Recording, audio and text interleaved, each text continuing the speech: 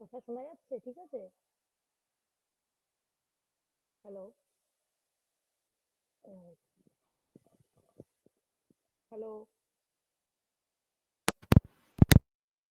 আমার কথা শোনা যাচ্ছে?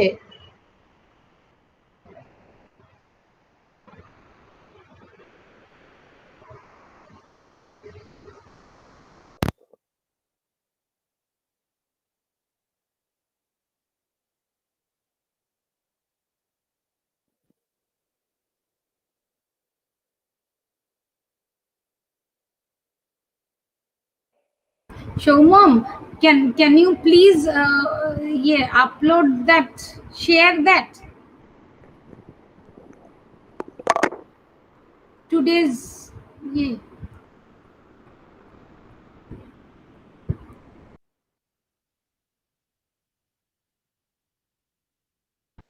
Amrita, can you share the PPT?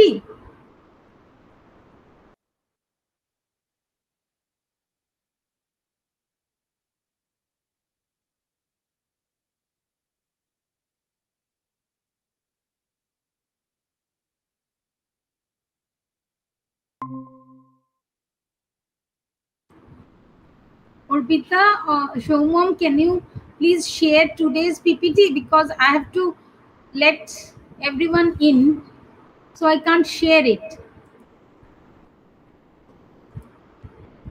Sir, Professor Dr. Rai, I am Pubali.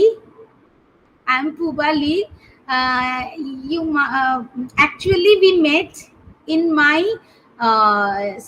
research, the time of my research work. I did my research under Professor D.K. Bhattacharya, chemical technology. And you, মানে আপনি তখন আমাদের ল্যাবে আসতেন, আপনার research শুনতাম আমরা, খুব প্রচন্ড ইন্সপায়ার্ড থাকতাম।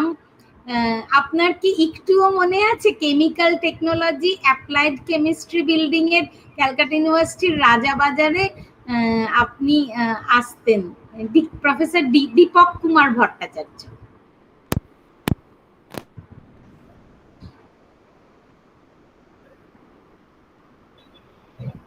স্যার।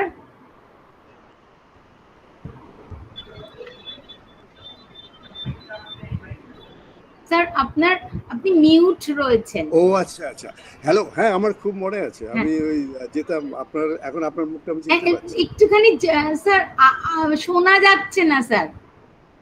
শোনা যাচ্ছে না? আমি তো শুনতে পাচ্ছি। হ্যাঁ, শোনা যাচ্ছে, কিন্তু এখন কিন্তু শোনা যাচ্ছে ম্যাডাম। ম্যাডাম এখন শোনা যাচ্ছে। আমার মনে আছে, আমি দীপকদার কাছে যেতাম যখন যেতাম, তারপরে মনীন্দ্রমোহন চক্রবর্তী ছিলেন। স্যার শোনা যাচ্ছে না, অন্য কেউ কি শুনতে পাচ্ছে? হ্যাঁ ম্যাডাম, শুনতে পাচ্ছি, আমি শুনতে পাচ্ছি, পরিষ্কার শুনতে পাচ্ছি। অমৃতা বলছি ম্যাডাম, শোনা যাচ্ছে। ও আচ্ছা আচ্ছা, পরিষ্কার শোনা যাচ্ছে। আমারটা কেন শোনা যাচ্ছে ম্যাডাম? হ্যালো, ওকে ওকে ওকে, আমি আমারটাই শোনা যাচ্ছিল না, ভেরি সরি স্যার। আপনার কি একটু মনে আছে স্যার? হ্যাঁ হ্যাঁ, আমার মনে আছে, খুবই মনে আছে। দীপকদার সাথে অনেক যোগাযোগ হতো। হ্যাঁ হ্যাঁ, আমি যেতাম। তারপরে মিস্টার ঘোষ বলে একজন ছিলেন, আমার হাজবেন্ড। ও আচ্ছা, সরি, আমি জানি। শান্তিনাথ ঘোষ। হ্যাঁ হ্যাঁ হ্যাঁ। তারপরে মহিন্দ্র বাবুর সাথে দেখা হতো, মহিন্দ্র চক্রবর্তী। হ্যাঁ হ্যাঁ হ্যাঁ, এমএম স্যার, মানে রয়, বিআর রয়। হ্যাঁ হ্যাঁ হ্যাঁ হ্যাঁ, মানে আমি আমার খুবই মনে আছে, দীপকদাকে তো খুবই মনে আছে, আপনার হাজবেন্ডকেও মনে আছে, আপনাকেও এখন চিনতে পারছি। আচ্ছা আচ্ছা, থ্যাংক ইউ স্যার। এই মহুয়াদি ফোন করেছে, মহুয়াদিও আমাদের ল্যাবেরই। মহুয়াদি, ও আচ্ছা আচ্ছা আচ্ছা, ঠিক আছে ঠিক আছে। তো সেই আর কি, মানে আপনার মানে বহু বছরের আপনার রিসার্চ শুনেছি আর কি, সেইটা তাই জন্য আর পারিনি আপনাকে আজকে টেনে আনতে। টেনে এনেছি আমাদের ডিপার্টমেন্টে। খুব ছোট্ট একটা ডিপার্টমেন্ট, খুব কম আমরা রিসার্চ করি, কিন্তু আপনার রিসার্চ তো শুনবো আর আমার স্টুডেন্টরা সেটা থেকে উদ্বুদ্ধ হবে। Thank you sir, very much. So who will introduce, sir? Okay, I'll be waiting for your Okay, green okay, screen. okay, thank you. And now it's high time to move on to today's main segment. Today's first lecture will be delivered by Professor Ashim Kumar Datta Rai. Professor Ashim Kumar Datta Rai is an American medical scientist who since 2001 works as a professor at the Faculty of Medicine, University of Oslo, Norway. He was born in Nadia district, West Bengal. Professor Datta Rai, author of over 300 research papers and book chapters, has also authored or edited several books and holds a number of international patents. Professor Datta Rai, while he worked as professor at Rowett Research Institute at the University of Aberdeen, Scotland, United Kingdom, discovered that an extract from tomato had a positive effect in the prevention of blood platelet aggregation and has made it an international patent. His research contributions have led to several industrial developments worldwide, such as Provexis.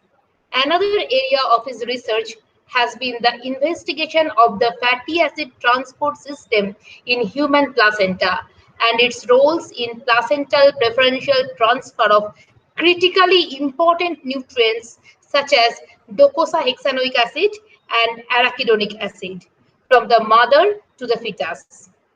Professor Datta Rai serves as editor-in-chief of the peer-reviewed journal Food and Nutrition Research, which has an impact factor of 3.89 in 2020.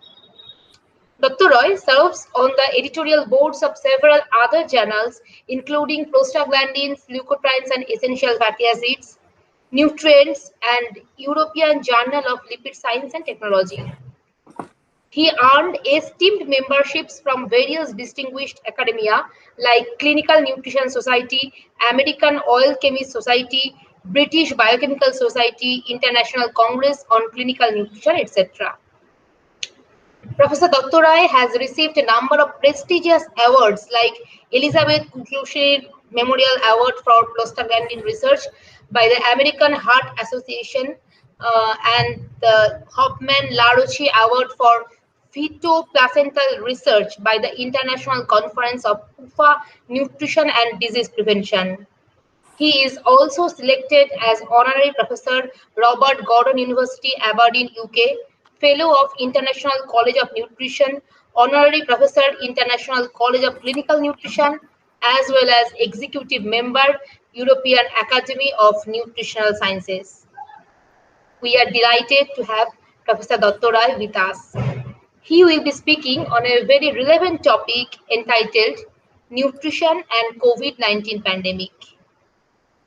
I would request all participants to turn off their audio and video during the lecture session, and you can write down your questions in the chat box. I would also like to mention that we will be sharing the link of feedback form in Google Meet chat box and YouTube platform once the poster presentation session is over. So please keep yourself mute during the lecture and cooperate with us in every possible way. Welcome, sir. The platform is yours now. Okay, thank you very much. And thank you, Professor Pubali Dhar, for inviting me for their ongoing seminar on Nutrition Month in India. And I'm very pleased to participate today. And I will be talking today a very relevant topic in nutrition because of COVID situation.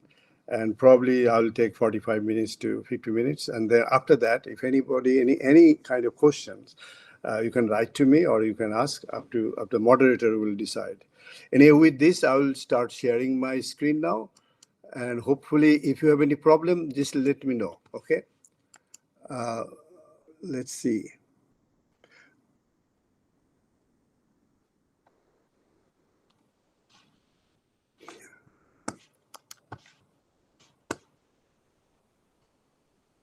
Can you see this? Yes, sir. Yes. It is visible. Okay. Thank you again. This is 10:30 a.m. in Oslo, and I'm giving a lecture from my office. And today, my topic lecture is Nutrition and COVID-19 Pandemic. As you see here underneath is the hospital, and where the nutrition department in the University Medical School is one of the largest in the world. It has 35 professors, a lot of research work going on, and a lot of PhD and MD students are working. We have a medical school association with it. And the important thing is today that we know that medicine is not health care. Medicine is a sick care. And that is very important, especially in a country I live in, Norway, where medicine is social. Nobody has to pay anything. So the government makes sure that all the health and the aging process going normally without expressing any disease or etc. And it is very important to follow the main quotation from the father of modern medicine, Sir John Osler, who said that the first duty of a medical doctor is to educate the people not to take the medicine. What that means actually, that food and nutrition and probably environment is the key to keep us growing without having any disease, and what we call it healthy aging. And today people are living longer, so we have to make sure that they have a functional life and aging properly. And of course, there is interruption. Interruption means these last 2 years, we are seeing the infection by COVID-19, and I don't need to go details into that, because I'll go to the nutrition. Now, how we can really use the nutrition in order to stave off these problems. But when you talk about the nutrition and food, we have to remember this is a very complex situation. Food and nutrition research itself is a very complicated, because our body, every day we take 1 to 2 kilograms of food, and drink is 2 liter or more, and that contains several things. And countries like India also contain pollutant, etc., etc. And of course, adulteration is also possible. And also another important thing is that we are inhabited by bacteria all over the body, but especially more important is in the gut. That I'll come later on. Because when you talk about the nutrition, we have to think about the nutrition of the bacteria in the gut, which plays a very important role in terms of immunology, in terms of the behavior of us, in diabetes, blood pressure, etc. We now know a lot about it. And of course, we have many organs and multitude of cell types. They crosstalk each other. We have so much of genes, but 98% we don't express. But they have different rule in terms of microRNA, etc., that I'll come later. And of course, we have a huge genome pair, but most of them are not expressed, but it's important. And we have so many transcripts, and some of them are converted to proteins, but the most important, for example, lipids. We have thousands of lipids in our food and diet, and they have a different kind of function, from energy dissipation to energy building, for muscle activity, sleep and wake, you name it. And there are a lot of water metabolites. So the question is very complex. Complex in the sense that when we'd like to say that food and nutrition is very important for health and physiology, then we have to understand the interaction of all these systems, and including the bacteria we host. And first thing, we need to define what is health and how it is impacting us. Of course, you all know genetics is very important, but epigenetics, that is always changing. It doesn't follow Mendelian inheritance law. It is always changes by environment, pollution, behavior, etc. And nutrition and genes interaction. Epigenetics is always an important area of research and changes going on. And so is the pollution. They also can change the epigenome. And that impact the health that we have. And environment pollution also can impact epigenetics, can impact health. Of course, lifestyle, sleep, and behavior, etc., can affect the health. And of course, the nutrition and food, etc., that I'll come later on. And of course, when you get disease, express disease, then of course we need a medical care. But I will also introduce another important situation, that is the bacteria in the gut. There are around 2 kilograms of it. And this is very important in maintaining the health. And if there is a dysbiosis of gut, that could happen if you are taking a lot of antibiotic or exposed to pollution. That can lead to so many problems: liver disease, gastrointestinal disease like IBD, IPS, GERD, allergy, metabolic syndrome, blood pressure, brain disorder, etc. So this is also very important. So apart from this, the bacterial thing is very important. Now, human cell, our body is not only ours, actually.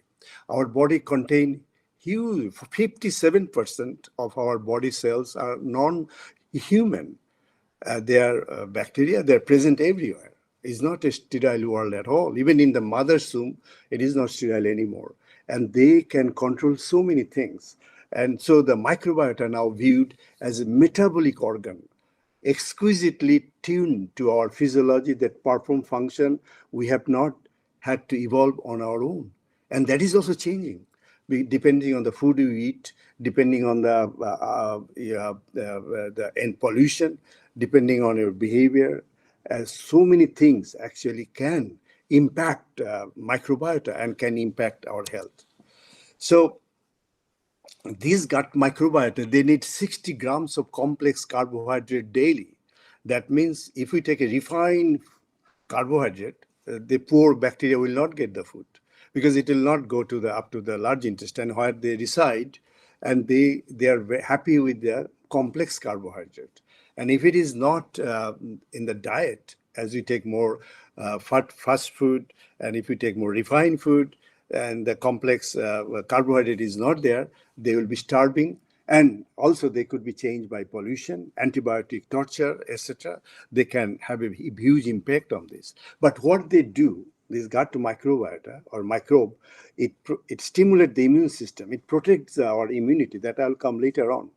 And it also, if your gut is very well populated by good bacteria, then pathogenic microbe cannot go there in the blood circulation, because it protects the epithelial junction, cell-cell junction in the gut. Gut is highly integrated and highly protected.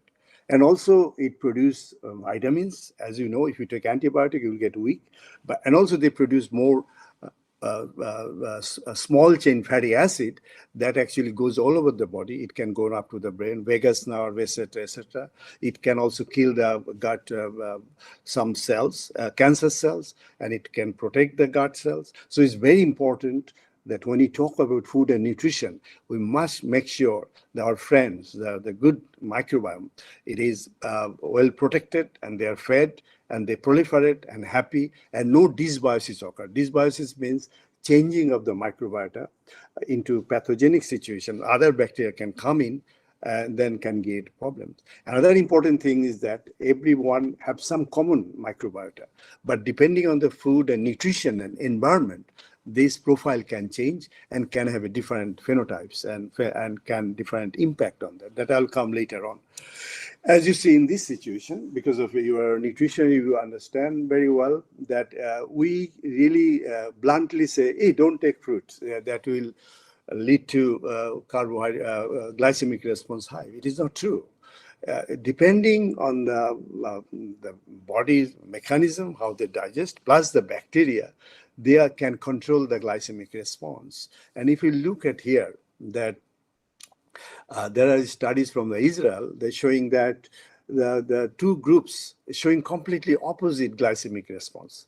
So with some, the top panel, those are taking banana, they have a huge glycemic response compared to those who are taking cookies. Just opposite with other groups, they have more glycemic response with cookies, but less with banana. So you have to think about the personalized situation. That is mostly because of the nutrients, how they're absorbed, and how these bacteria are handling this carbohydrate. We have only 20 genes to metabolize any sort of carbohydrate. But bacteria that is present in the gut, they haven't, each bacteria got 260 genes to metabolize the carbohydrate. You can imagine they can really digest any sort of carbohydrate if it is they're given the chance. But if we take a refined food, they don't have any carbohydrate, a simple sugar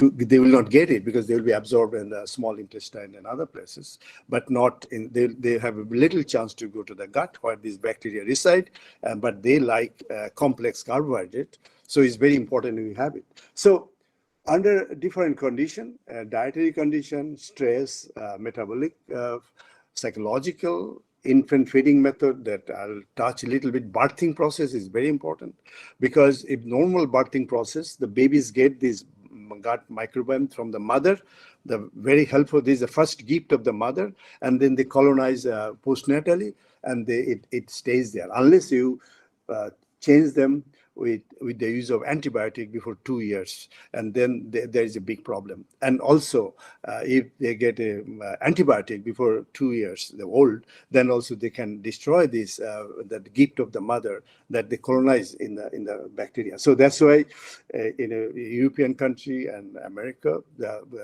cesarean baby is almost no go unless there is a medical emergency. And of course, antibiotic use is also highly limited so that we don't destroy the gift of mother in these babies. And of course, the life cycles also determines the bacterial status. Gut bacteria is very important. And geography is also important. For example, in India, the stool passage takes quicker, let's say for 24 hours. In the Western world, it is mostly 48 hours, the constipation of the problems. And during this process, we can see that the gut profile bacteria changes because of this. But I don't have time too much. Maybe another time I'll discuss these things.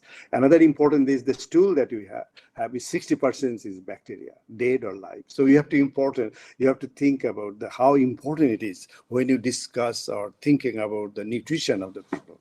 So the windows of opportunity for microbial modulation, of course, in gestation time, we now know placenta is no more like a sterile situation. Bacteria can go and colonize, and mothers give them to the fetus, and it is there. And birthing process is very important, where we get the microbiota from the mother, and if it is not done properly, cesarean done, then we get mostly skin bacteria from the mother, not the real that we should have, but they can get something through the milk if the milk feeding is there, breast milk feeding. And of course, this microbiota is changing depending on the lifestyle, food, environment, and chemical torture. Even sometimes these bacteria can regulate the response of the medicine because they metabolize also the medicine. So some people may be resistant to some medicine and some people are not responding much because of this bacterial metabolism. So a lot of things we need to understand before we talk about the nutrition. But another important changes happened in the profile of the diet in last, say, for example, 5 million years. What happened? That Paleolithic time or Stone Age, then our forefather used to move around to get food. And that means the exercise physiology or the movement physiology has become a part of the food procurement. Those who could not do it, they died down. And today, the food comes to our table and the physical activity is almost nothing there. So there is a mismatch because we have the similar genes. We didn't change much, but expression of genes, sorry. And but we have a more calorie now because we don't spend them because we don't do much of the physical work. We are in the office or our food is there. So it is lifestyle change. Another thing happened, we actually take less and less fruit and vegetable as we are here today, and less whole grain and more animal fat and less fish. Fish is dwindling. We take fish, but this is mostly sweetwater fish, which does not have omega-3 fatty acid, very little if they are there. But all these thing changes has happened. And that what is impacting us, that is also important. I'll be talking when I talk about pandemic. So pandemic is nothing new. It happens throughout the history of humanity, and a lot of people are killed. As of today, we have 4575780. That many people died. till 70 from COVID-19. And if you look at, there are smallpox epidemics, Spanish flu, etc., people are dying because we live in the microbial world. Although in our body, and we have a 57% of virus and bacteria, but they are mostly they're not harmful at all, and they protect us from harmful invasion of bacteria and viruses. They protect gut, everything that, and also immunity that I'll come later on. But the virus can cross this barrier and can create a problem. But how we can really save us from this sort of pandemic that is going on today, or it will come in future? The important thing, of course, one is the vaccine. That is not the part of my talk today, but natural way of immunization. That is, you are infected, you produce this, but there are problems. For that, you need a good nutrition, you need a balanced nutrients, you need a proper physical activities, and you have a good hygienic situation. Unless you don't have this thing, even after having a vaccination, the antibody production also depends on your nutrition makeup of the body. So it's very important that we understand properly the nutrition that I'll be talking now. I give you the background so far to let you know that how important nutrition is. Now I'm in the second part that I'll be talking about how the system we have in our body to revamp or to make it competent, this the multiple complex immune system, so that it can fight off any invasion, whether it's a bacteria, virus, pathogen, etc., and how it works. This is important. So in typical targets for intervention in infection disease, I believe that immune support is important.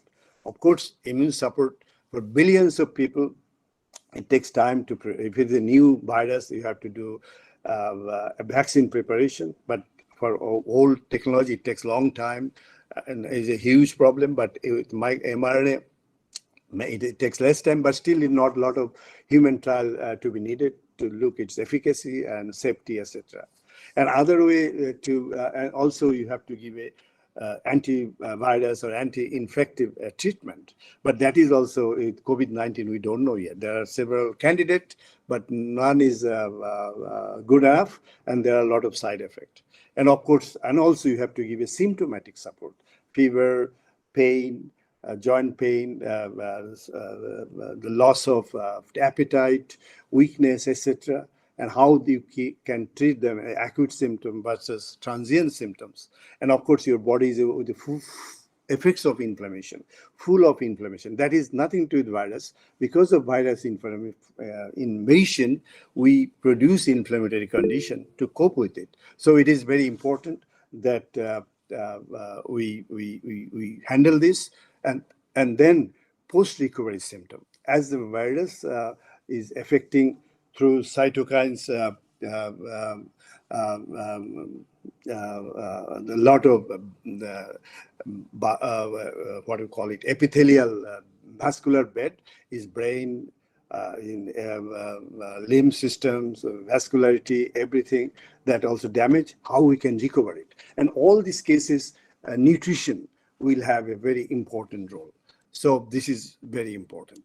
So first of all, I'll talk about innate immunity, because I thought it's very important. If you want to employ the nutrients and food and etc., you have to understand the complexity of the immune system and how we can really modulate, and so that we can make people more immunocompetent, so that they can ward off any kind of invasion of the pathogen, whether it's a virus, bacteria, or anything is important. So we have developed immunity. Most of the mammals develop through evolution, and we have a physical barrier. First thing, the skin, mucus, hair, cilia, like in the cells, which actually, if we take anything through the lung system, or it try to kick out from the body. So these are also the skin. Skin microbes is very important. They protect the skin, and other inflammatory conditions, and GI tract, etc., is important. Then you have a cell system, granulocyte, monocyte, macrophage, dendritic, natural killer cell, mast cells is very important.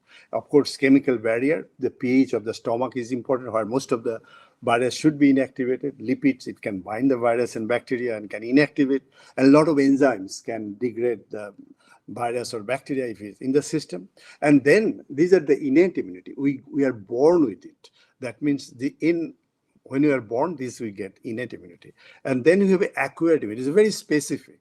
And that is if we are infected with virus and bacteria through humoral system or cell mediated, through humoral system produce the antibody specific to that virus. And that is very naturally we develop the antibody. If we go through the infection process, our body has a system where it can, next time if it is affected or we are invaded, then it will see that virus and it will kill them through antibody mediated situation. But for that, you need a prior infection. And that's why it is called acquired immunity. Another is a cell-mediated immunity.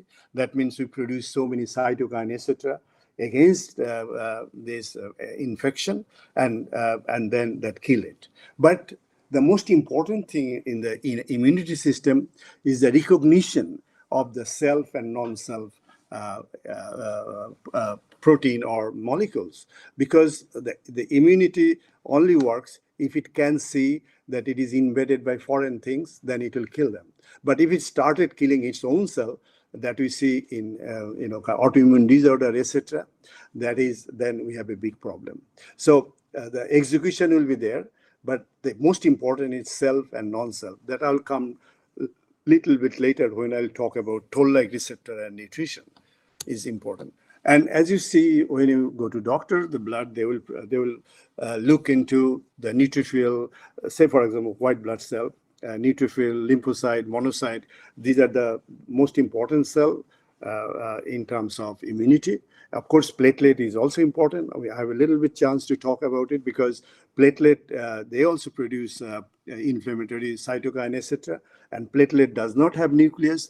This virus, COVID-19, can enter into platelets, and they can use, because platelet does not have a nucleus, but it has a protein synthesis machinery from mRNA. It has some mRNAs, vesicle mRNA, and can produce, and it is used by these, apart from, because if the infected lung cell and other cell, it is immobile. It has to go one cell to other. But if it is infecting the mobile cell like platelet, so it can use as a transporter to go wherever it likes to. And that's why you'll see most of the difficult infection, like in influenza and in COVID, the platelet is highly affected. That I'll come later anyhow. So our immune system has to be balanced. It has to be there to protect us. The surveillance should be there, defense mechanism should be there, but it should not be hyperactive. If it is hyperactive, it produces autoimmunity, allergy, etc. And if it is hypoactive, then the cancer will grow and infection will come. And so we have to balance this thing. So when we talk about nutrition therapy under condition of hyperactive situation, so we have to dampen this thing. I'll have a chance, if I have today, I'll discuss this, what sort of nutrient and etc. can help. And if it is a hyperactive, how can we stimulate to kill the cancer cell, to ward off that is a part of the talk today, because I'll be talking about the COVID-19 and nutrition. So if you look at this cartoon, where you see that pathogens or insult, allergen, they come, what do we want actually? Controlled inflammation. Because inflammation will be there. It is the body's response to the pathogen, but it should not be overriding. That we see in cytokine storm in COVID patient. So it is very important that we have the system to kill off these challenges, but it should be within the homeostasis, and that we can continue the health system, but it should not be too much of resolution of inflammation is very important, where omega-3 fatty acids will come. I'll talk to later on. So as a nutritionist or clinical nutritionist, even a medical practitioner, a condition like IBD, the inflammatory bowel syndrome disease, the inflammatory condition, they think that the modulation by diet and microbiota is very important then by judged by medicine. So we have to maintain the homeostasis health through objectivity of dietary intervention that will increase the bandwidth, and also they can have a control resolution of inflammatory situation. So this is the premise where we can discuss today about the COVID-19 and the nutrition can help it. So we might face these triggers like microbial component and or tissue damages or metabolic stress, even in cancer. All these things when it comes to the cell system, say for example, natural killer cells or others, then toll-like receptors are there. Toll-like receptors are actually, you have the pattern recognition receptors. They recognize any molecule that have a damage-associated molecules or pathogen-associated molecule. They will bind to that, and these then activate the NF-kappa B, and they produce the inflammation to ward off these viruses, bacteria. So, and we measure it how, through cytokine, etc., how much is there. And then we know that what sort of modifiers, like age, old age, body weight, obesity, fat distribution, physical activity, male or female, genetics, gut, how they are activating this. We have now a lot of data, actually, what we can apply it in a condition like COVID-19 so that we can have a better response.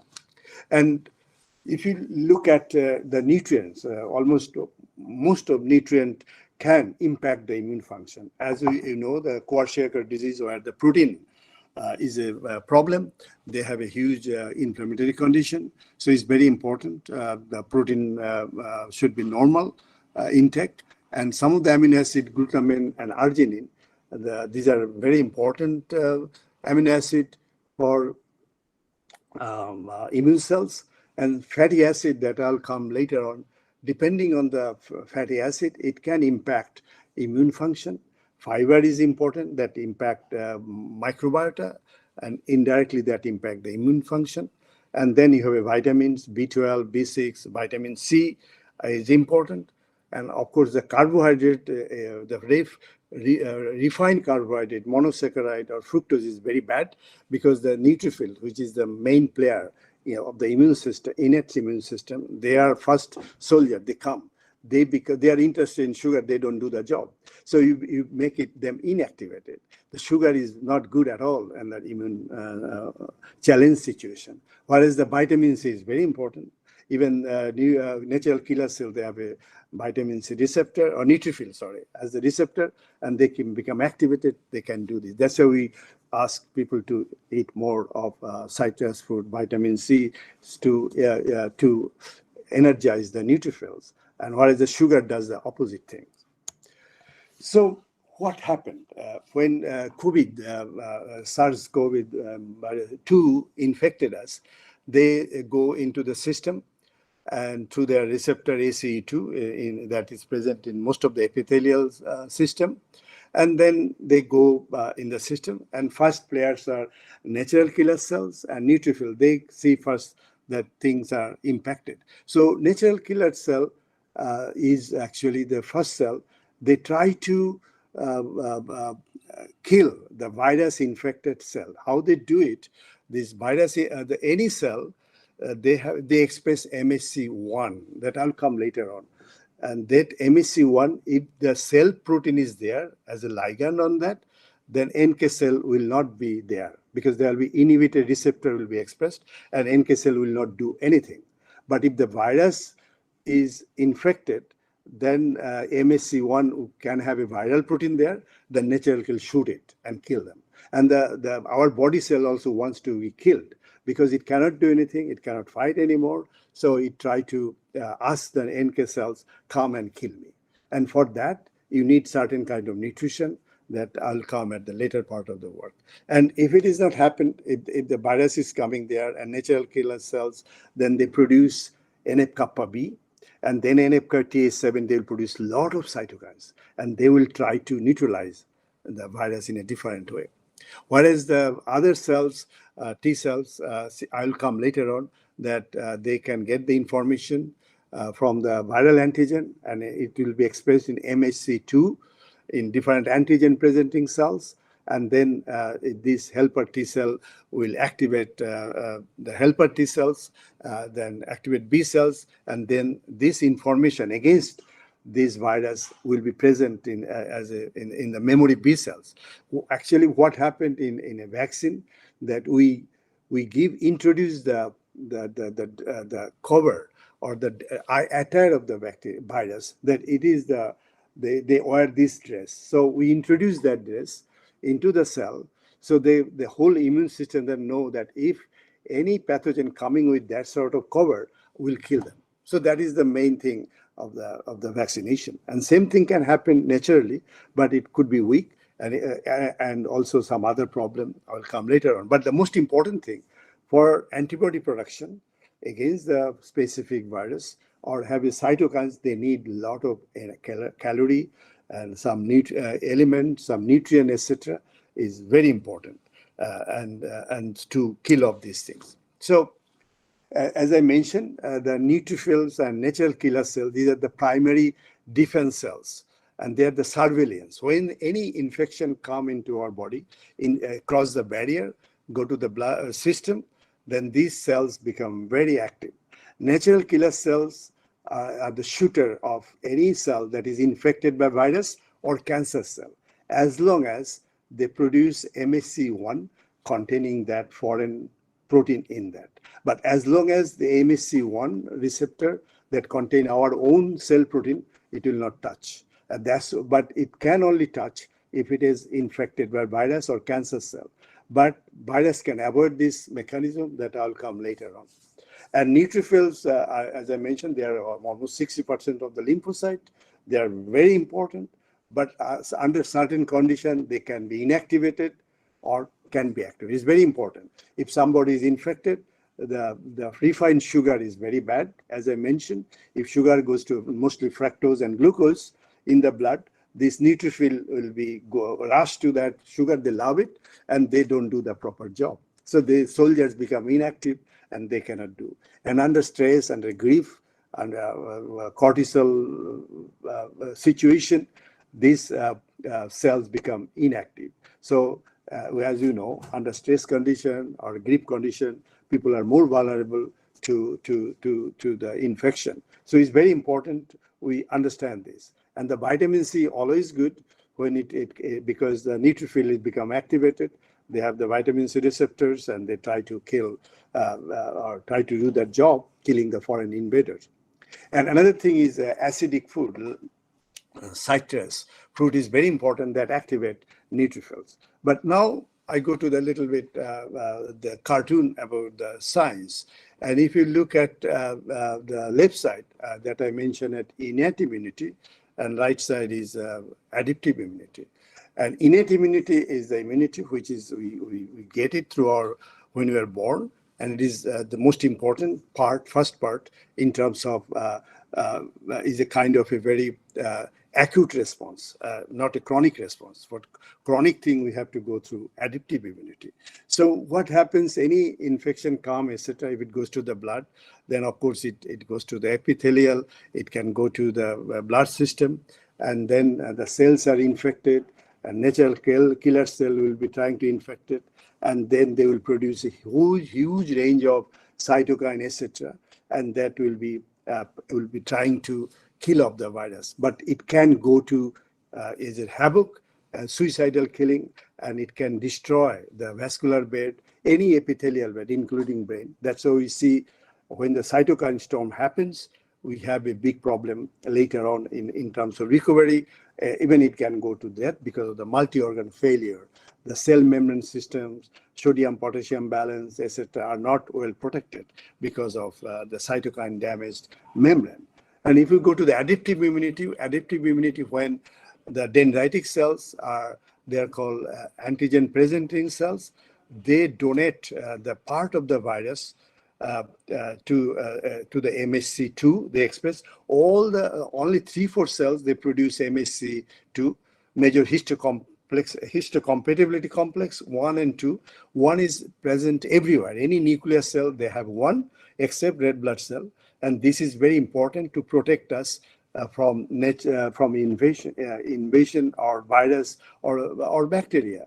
And this MSC1, as long as it has the protein of our own, as I said, natural killer cell will not touch it. But if the cell, after the killing the virus, they take the part of the virus into that MSC1, then the natural killer cell will recognize this cell and will kill it. And it is the cell, our cell also asking for suicide, because it knows that if I kill the virus, then we can kill the inflammation, etc., and it will not spread to other cells. It will not be allowed to multiply. So the natural killer cell is very important. And the neutrophil, dendritic cell, etc., these are the mobile cells. They will also gobble up this virus, and then they will express this viral protein MSC2. And this MSC2 then will be recognized by T cells, and then they will activate the B cell, give the information that this is the virus which is infected, and it should produce a lot of antibody, and that can kill in a later infection situation. And also it can activate the T killer cell, which will also can activate and kill the cell infected with the virus. So there is a complex immune system that is working in part of innate and adaptive immunity. Adaptive is a long-term, innate is a short-term.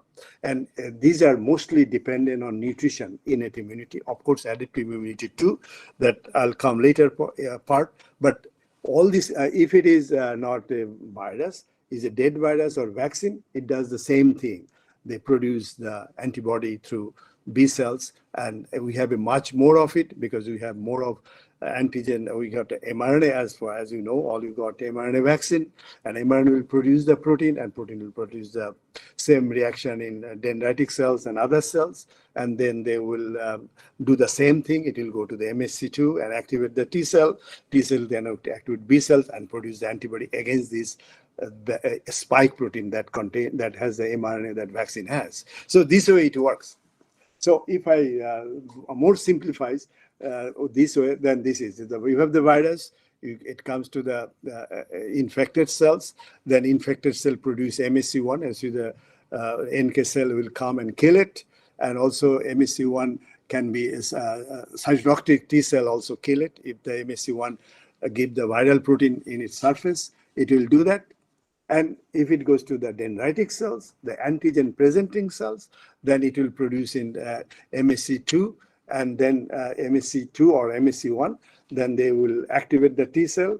T0 become then become committed to produce the antibody. It become plasma cells, and T cell also can activate the cytotoxic T cells, and it will kill any cell that is infected with the virus. So this is the way it works.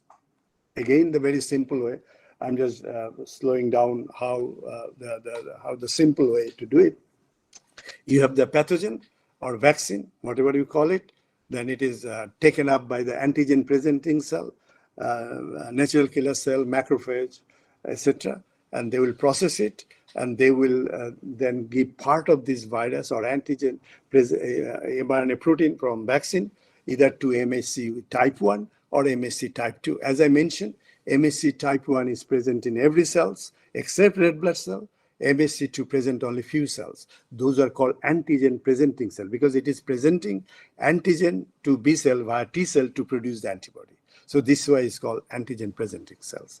And MSC2 type 2, if it binds, then CD4 T cell will be activated, and they will send information to B cell produce the antibody against this virus or vaccine, what is done. And if it goes to MSC type 1, then T cell, what you call cytotoxic T cell, will kill the APC like anything or any cell. They produce MSC type 1 with virus or cancer protein, whatever. This T cell, as well as natural killer cell, will kill our own cell if it is infected through this mechanism.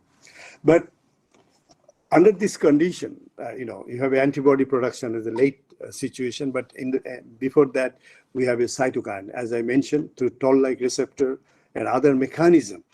we produce so much of cytokines. As we see in COVID-19, you can measure the cytokines in the plasma, you will find a lot.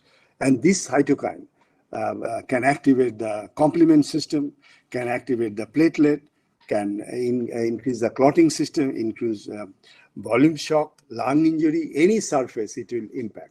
Immune paralysis can happen, kidney failure, renal function, etc., cell death, and all this lead to high inflammatory conditions, organ failure, and situation like this. And this is very important because the COVID-19 patient, they have a different phases. Initially in inflammation, and then cytokine storm, then you have a recovery, resolution of inflammation. And so the use of, and most important drug is steroid or corticosteroid that can be used, but it's very important. You should not play too much with it. We need a cytokine, but it should not be completely block the synthesis of cytokine. So it should be medically supervised, and very expert in this field should be using corticosteroid so that you can reduce the cytokine storm by inhibiting the cytokine productions, either in the macrophages or any other tissue that can be done, possible. But there are ways you also can do, or if you have already loaded with some nutrients, mostly omega-3, zinc, etc., then you can down-regulate, or the response would be much mutated. The cytokine storm would be.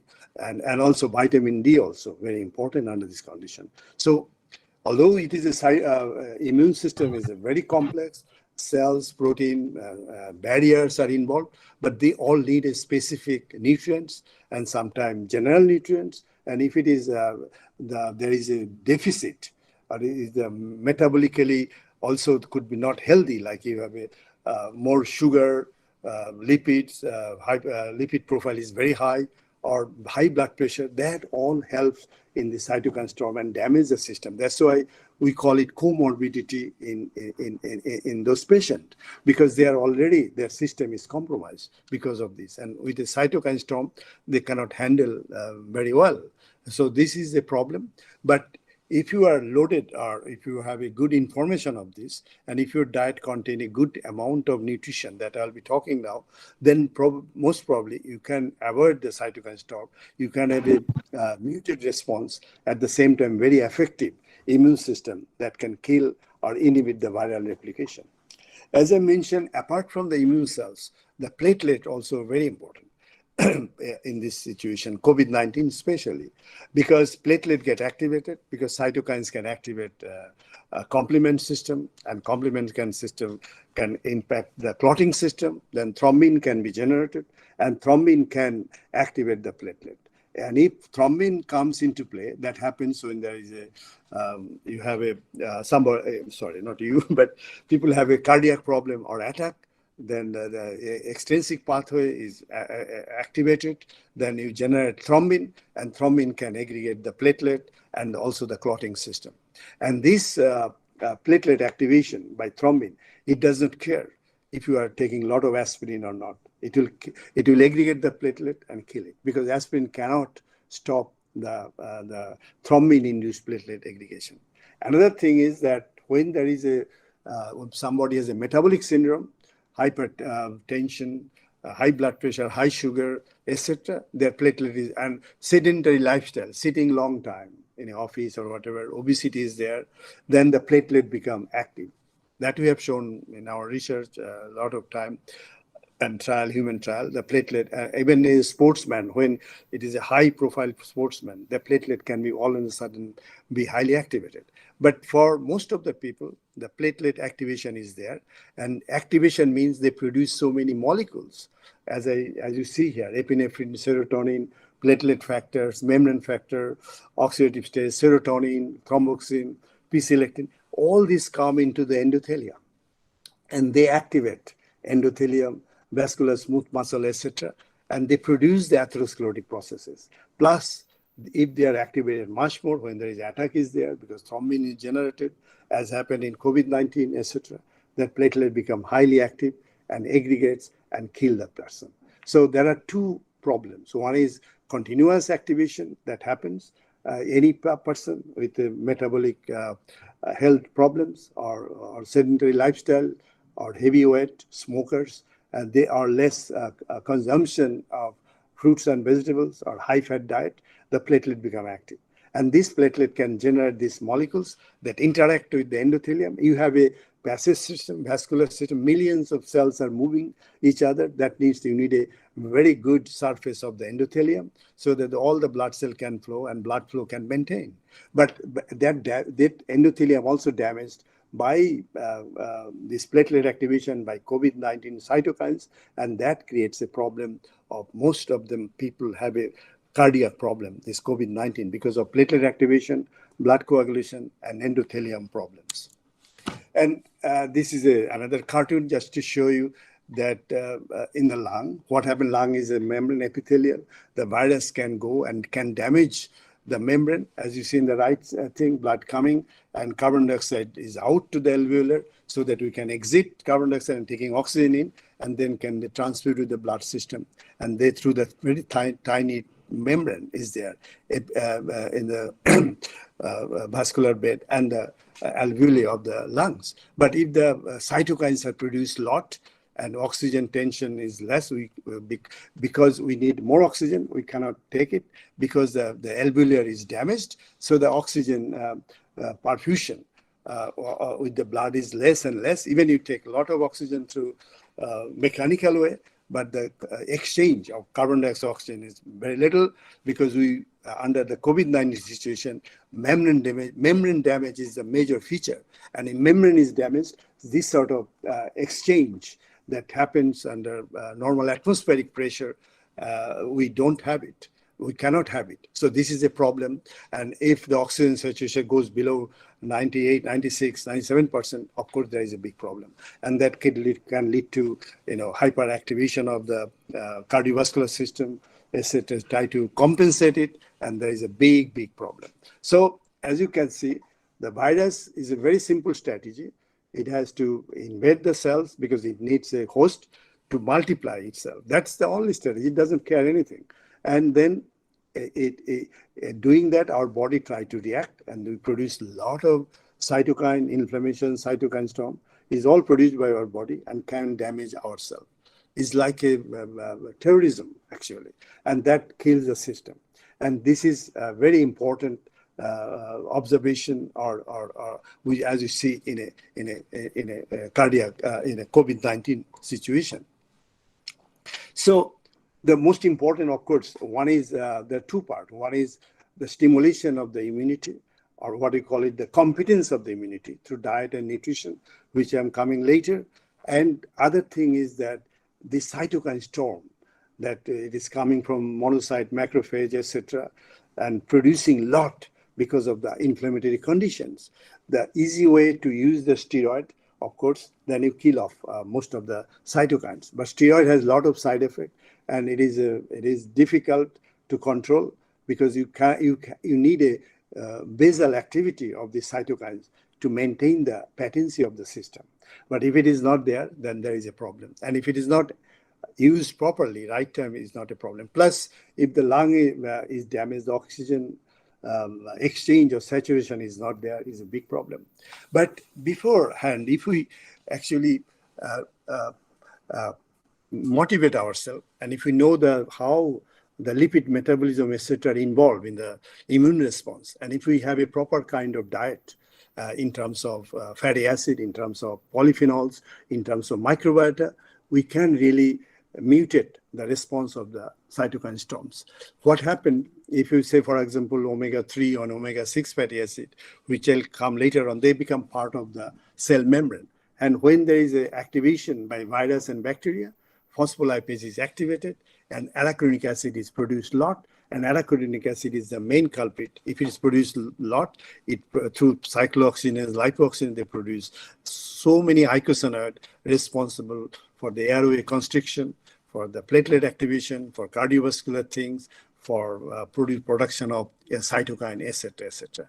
But if you have instead of a lot of arachidonic, you have icosapentaenoic acid coming from seafood or marine fish, then you have a less of arachidonic acid and less of immune response situation. But the important thing is that because of our cardiovascular health control, we take more of omega-6 fatty acid because we have to reduce the intake of saturated fatty acid because it is involved in cholesterol situation. Most of the thing happen in 60s, and in doing that, we have a lot of arachidonic acid than ever before. So we have if there is a activation, fever, etc., our response is too much. And for arachidonic acid only, we take aspirin and steroid, etc. So their production of prostaglandin can be mutated. So that is done because of the wrong kind of diet we choose. And in India, situation is much worse because omega-3 is not there, and we take arachidonic acid, and we don't have much of olive oil or neutral fatty acid, and it is a big, big problem. Maybe another time I'll talk about it. So dietary approach is very important to manage the immune dysfunction and inflammatory condition. As I mentioned, saturated fat and trans fat, high glucose, high fat meals, they all increase inflammation, and under certain conditions, it reduces the activity of the immune cells. But in order to decrease the inflammation or protect yourself from the cytokine storm, you have to have a whole grains, fruits and vegetables. These are very important for gut microbiota. I'll show you the mechanism. And the fish consumption, omega-3 fish, tilapia is worst. They have omega-3, but very little. And mostly hilsa that Bengali takes, and seafood has omega-3 fatty acid, vitamin C, vitamin E, carotenoid, zinc, and magnesium, and Mediterranean diet means a lot of fruits and vegetables and olive oil that would help. So as you see here, that I'll try to present how different nutrients actually affecting our gut system.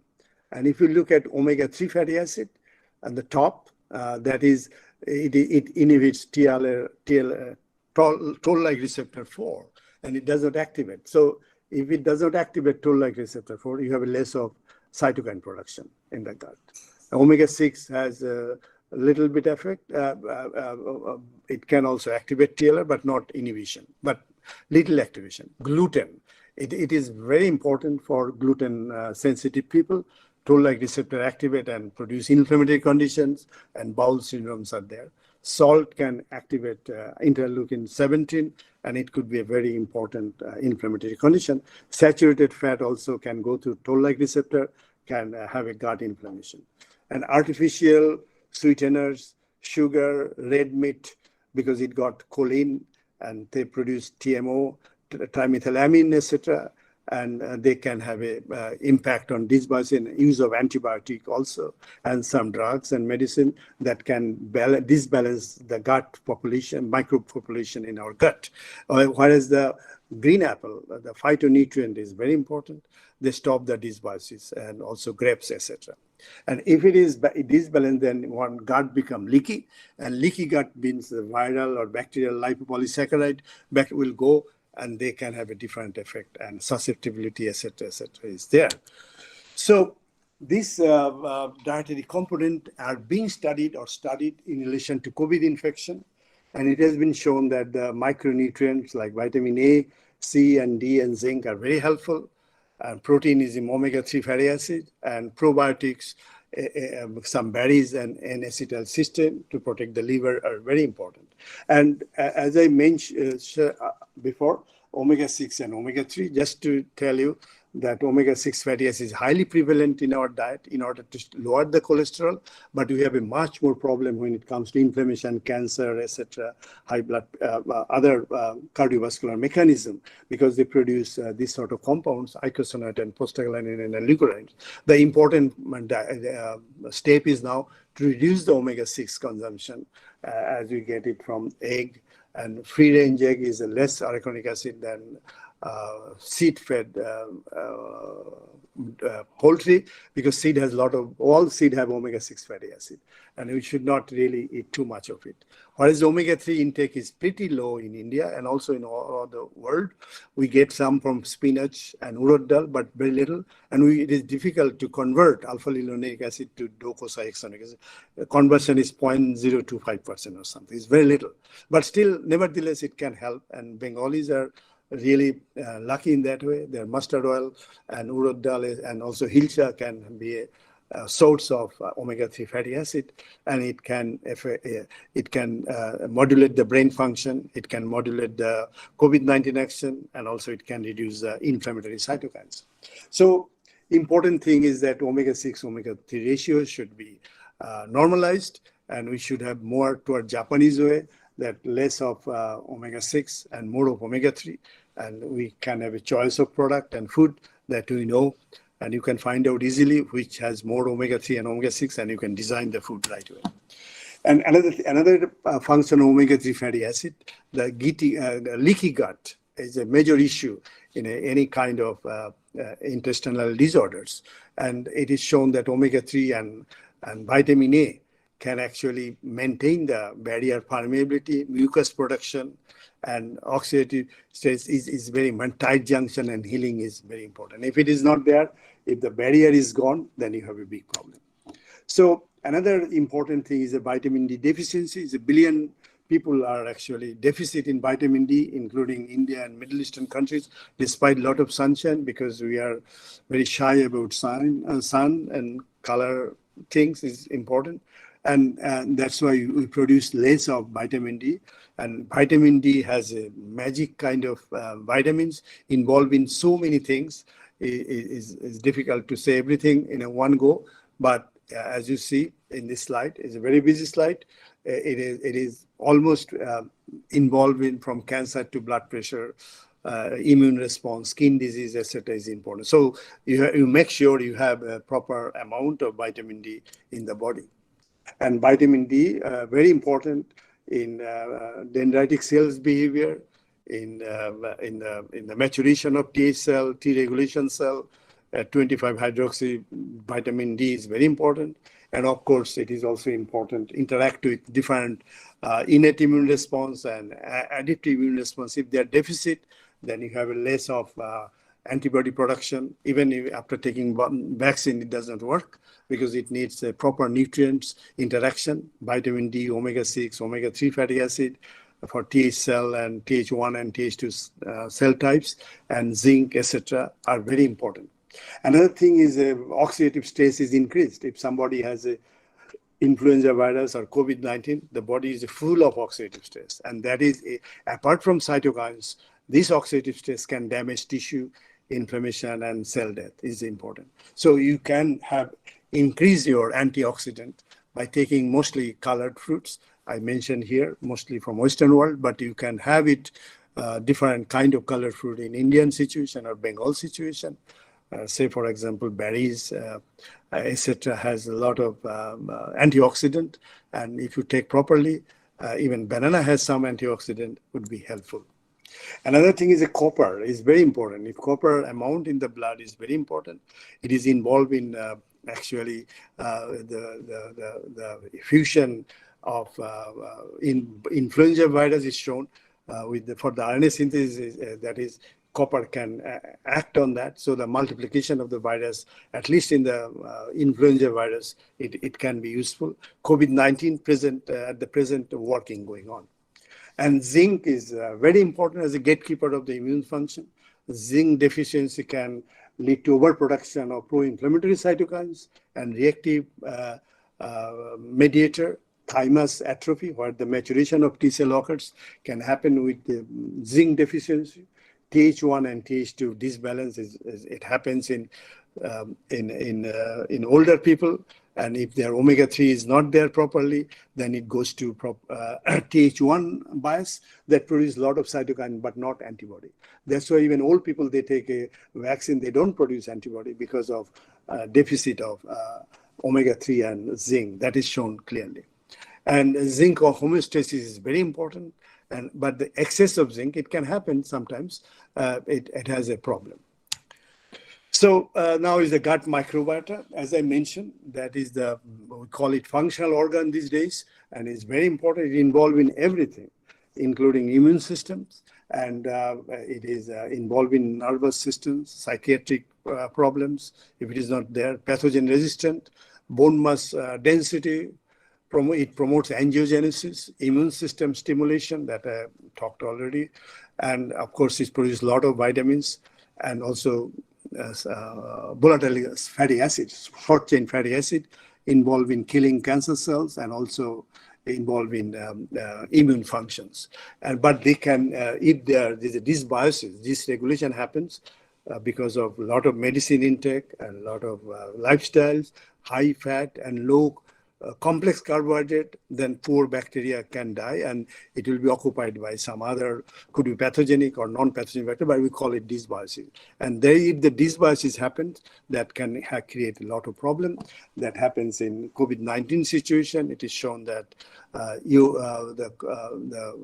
some of the probiotic can be helpful. And they, as I mentioned, the complex carbohydrate is their food, and we need to have 60 grams of it every day. And these polysaccharides can produce short chain fatty acid, and it is involved in so many things. B cell situation through butyrate, dendritic cells, it is involved. Acetic acid, one of the product of this polysaccharide by gut microbiota is involved. Propionic acid, it is involved in everything. And also it fosters the immune system, the community of good bacteria. And if the dysbiosis occurs, then the good bacteria will be less. You have a more of this problem.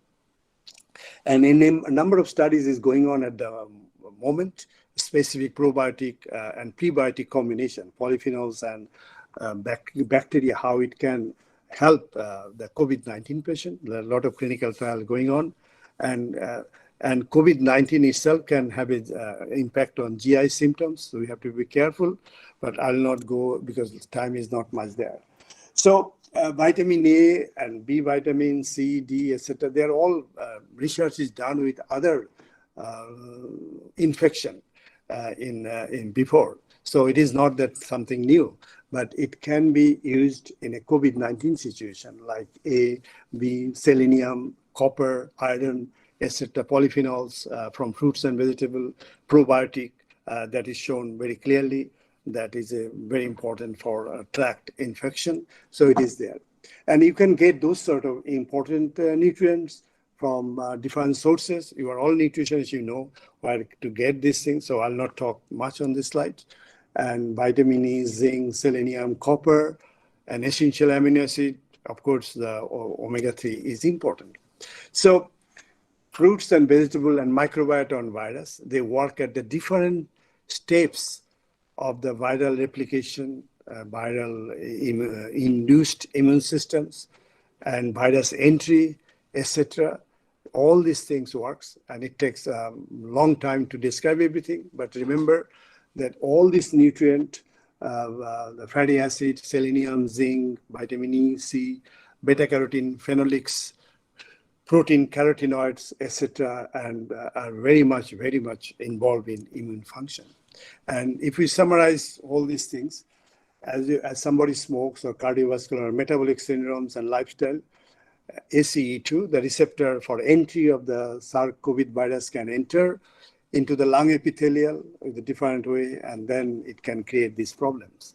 And also it can go to the gut epithelium through ACE2, wherever the ACE2 is there, from brain to anywhere, the virus can go, including platelet, and they will go there just to replicate itself. And doing that, it will create a mass in our body.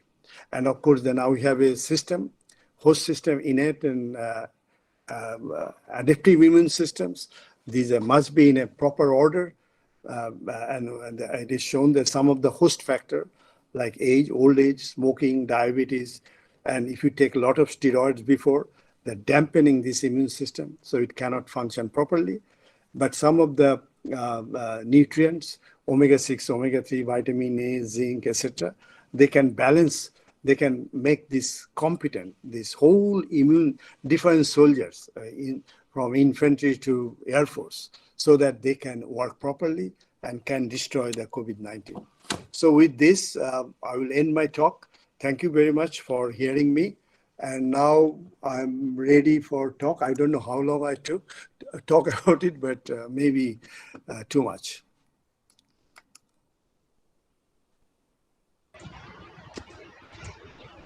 Sir, this is a wonderful lecture, and we thank you, sir, for sharing such as your enriching views and ideas about the most relevant topic in this time, COVID-19 and the nutrition. It's our immense pleasure to get you with us. Thank you. We have quite a few questions in the chat box lined up for you. If with your permission, shall I begin, sir? Yeah, please. Yeah. Okay. The first question from Upalidhar madam: how the immune cells distinguish between harmful and beneficial bacteria within the gut of a newborn during the fast colonization of bacteria in the GI of a newborn. Yeah, the question is how the immune system. Yeah, because when babies are born, their innate immune system is of course there, but it is not well trained yet. But as I mentioned, there is called pattern recognition receptors, and they will recognize if this bacteria is harmful or not. And if they know this, if they train that way, so they will not kill this bacteria. This is the thing. And that is happening, or any damage associated any product. It comes and the system can recognize. But it's a very complex recognition system. Yes, sir. T-reg cells, so they have a role, and just they can identify the only the bad bacteria to kill the bad pathogens. It is a very unique type of thing, and we know that all the different newborns, they have different group of bacteria, different group of probiotics. So but majority of them is similar. Species is there. Is not big difference. Species if they get it from their mother, but later on it will change, of course, depending on the lifestyle, etc. So but it's pattern recognition. Important thing is the toll-like receptors and things like that. They will really recognize, because it happens as you see in when there is immune disorder, autoimmunity, we fail to recognize our own cells. As I mentioned, MSC1. If it is contain this foreign protein, then the NK cell or other will kill them. But otherwise, they will not kill them. But that is a big thing. But I need another lecture to go into the mechanism. Okay. Thank you, sir. The next question from Opita Banerjee: why does our immune system handle probiotics and pathogens differently?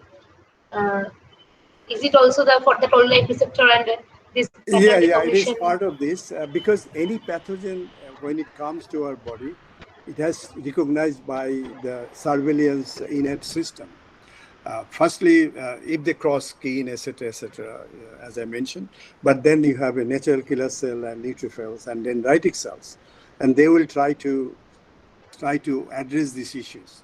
Of course, natural killer cells, they will, if any of our cell is infected, as I mentioned, and this MSC1 is expressed, not with the cell protein, but with the viral, then natural killer will shoot and kill them. If cannot, then it's a problem. It will go to the next stage, blah, blah, blah, blah, and things like that.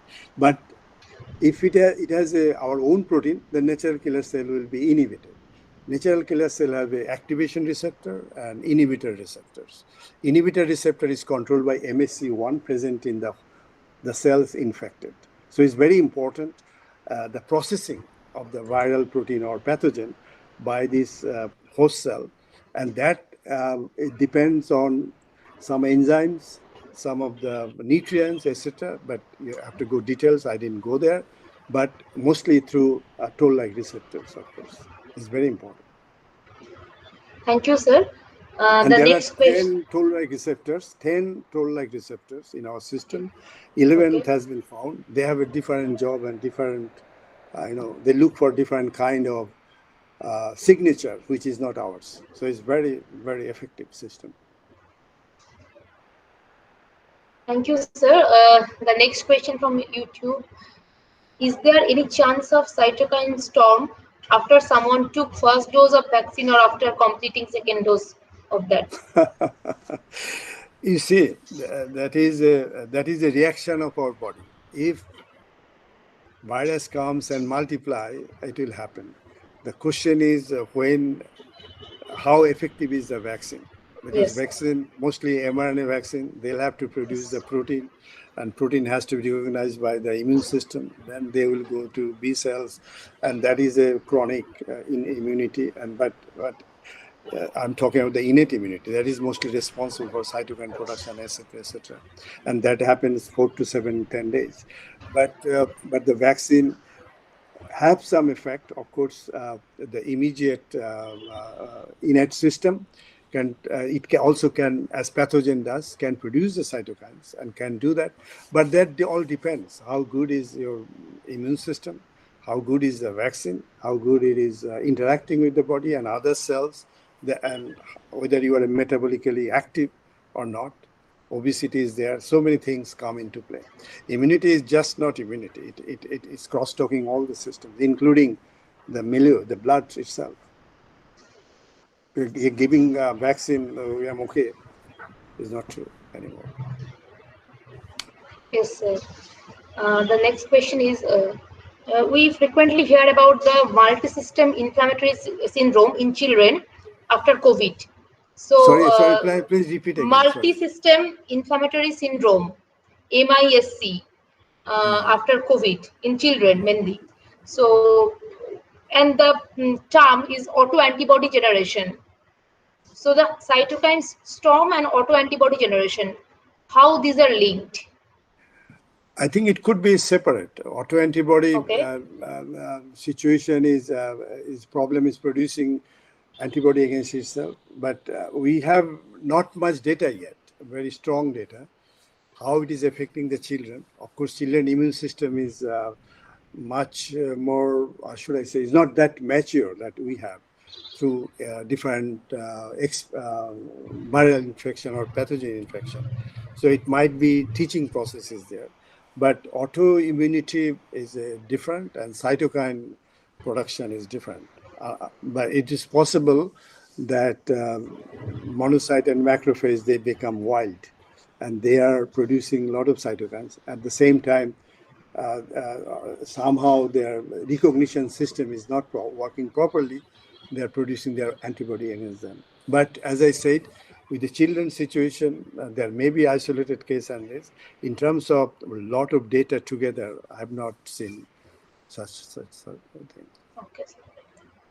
The next question is, what are the roles of paraprobiotics and postprobiotics in COVID-19? That is a term, I don't know who uses it, but actually the paraprobiotic. Yes, paraprobiotics and I mean prebiotic. Prebiotic. I mean Another is probiotic. Pre-probiotics, yes. Pre-probiotics and post-probiotics. But I think that is the first thing. But he mentioned it paraprobiotics. I'm not sure. I think there are two things we know of, and the prebiotic and probiotic. Yes, prebiotic means mostly this carbohydrate, polyphenol, etc. Some people like it. Some bacteria like it, the probiotic. They can be stimulated. As you have shown in recent study completed in our collaborative laboratory in Brussels, we show that if you use different kind of prebiotic, that you can change the gut microflora. That is possible because, say for example, red wine. Red wine has got what you call it, resveratrol. Resveratrol study shown in rat. If you give the resveratrol, although it is not absorbed but it is present in the gut, of course, it's a good candidate. It can changes the microflora population, and it is favoring the microflora, which producing less trimethylamine. Trimethylamine is very bad compound. When it goes to the liver, it produces trimethylamine nitric oxide, and that can activate the platelet. They can increase the LDL oxidation, and it is a big problem. So that's why this is one of the good side effects of red wine or grapes, which contain resveratrol, that changes the microflora in such a way those who are changing, becoming much more, is beneficial because they are producing less of trimethylamine. So there is a prebiotic and probiotic, Uh, but you can name it different way. How when you Paraprobiotics, yes, paraprobiotics, and maybe it's a different term. Heat-killed beneficial bacterial cells, that a new form of probiotics, which have the same yeah beneficiary effect. It yeah is it could termed be as a new thing, but it is not in the paraprobiotics. main science yet. Yes, Yeah. sir. Okay. Okay. Then next question is, how much omega-3 is required for a 18 years old girl?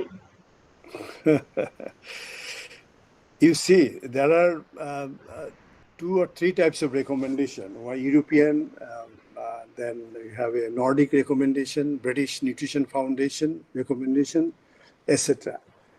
And omega-6 10 to 1, omega-6 10 grams, 1 gram should be the omega-3 fatty acid in terms of EPA, DHA, alpha-linolenic acid.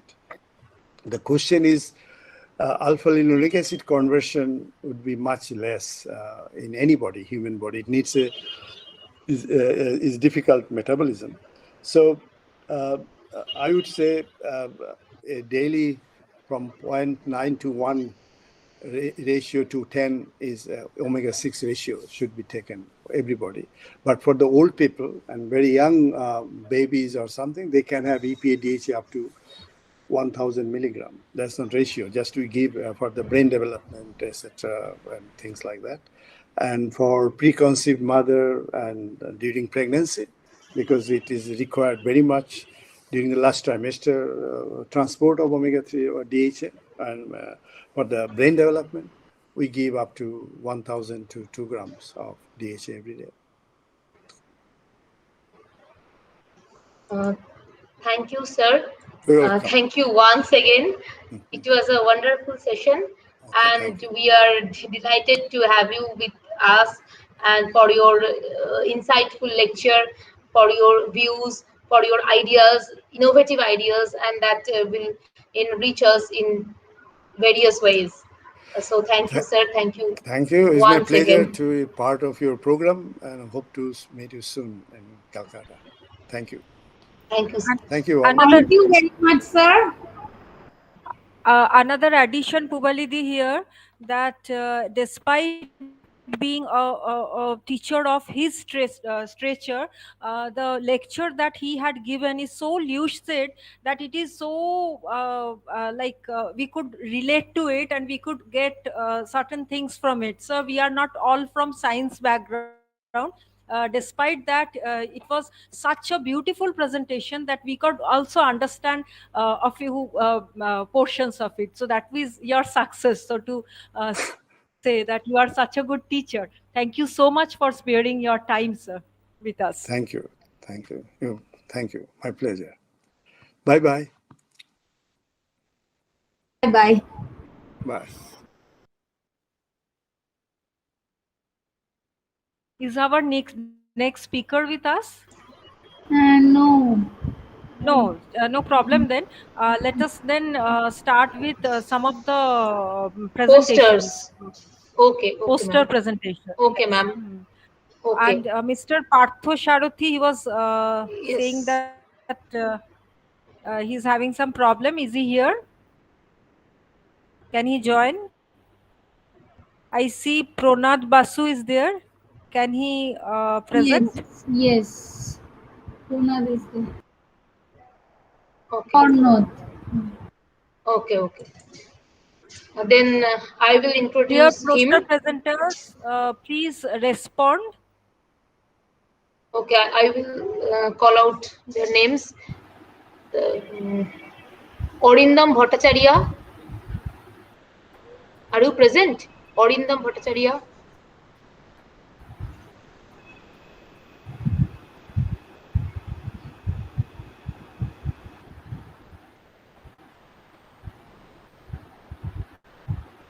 No, he's not present, I can see.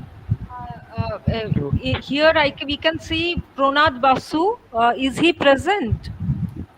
Yes, I am present. Then you can please start with your presentation. And I suppose Sania Sultana is also there. She is Yes. also one of the present. Yes. So, should I share my screen now? Yes, yes. Okay. Amrita, please introduce him. Amrita.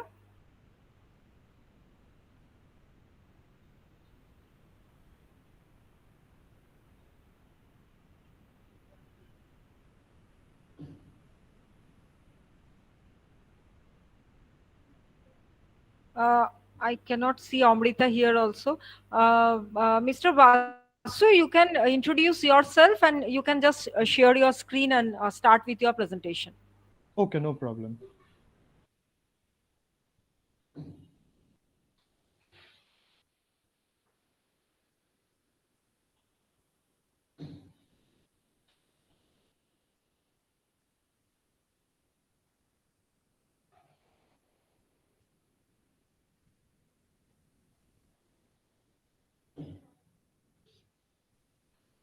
Is it visible now?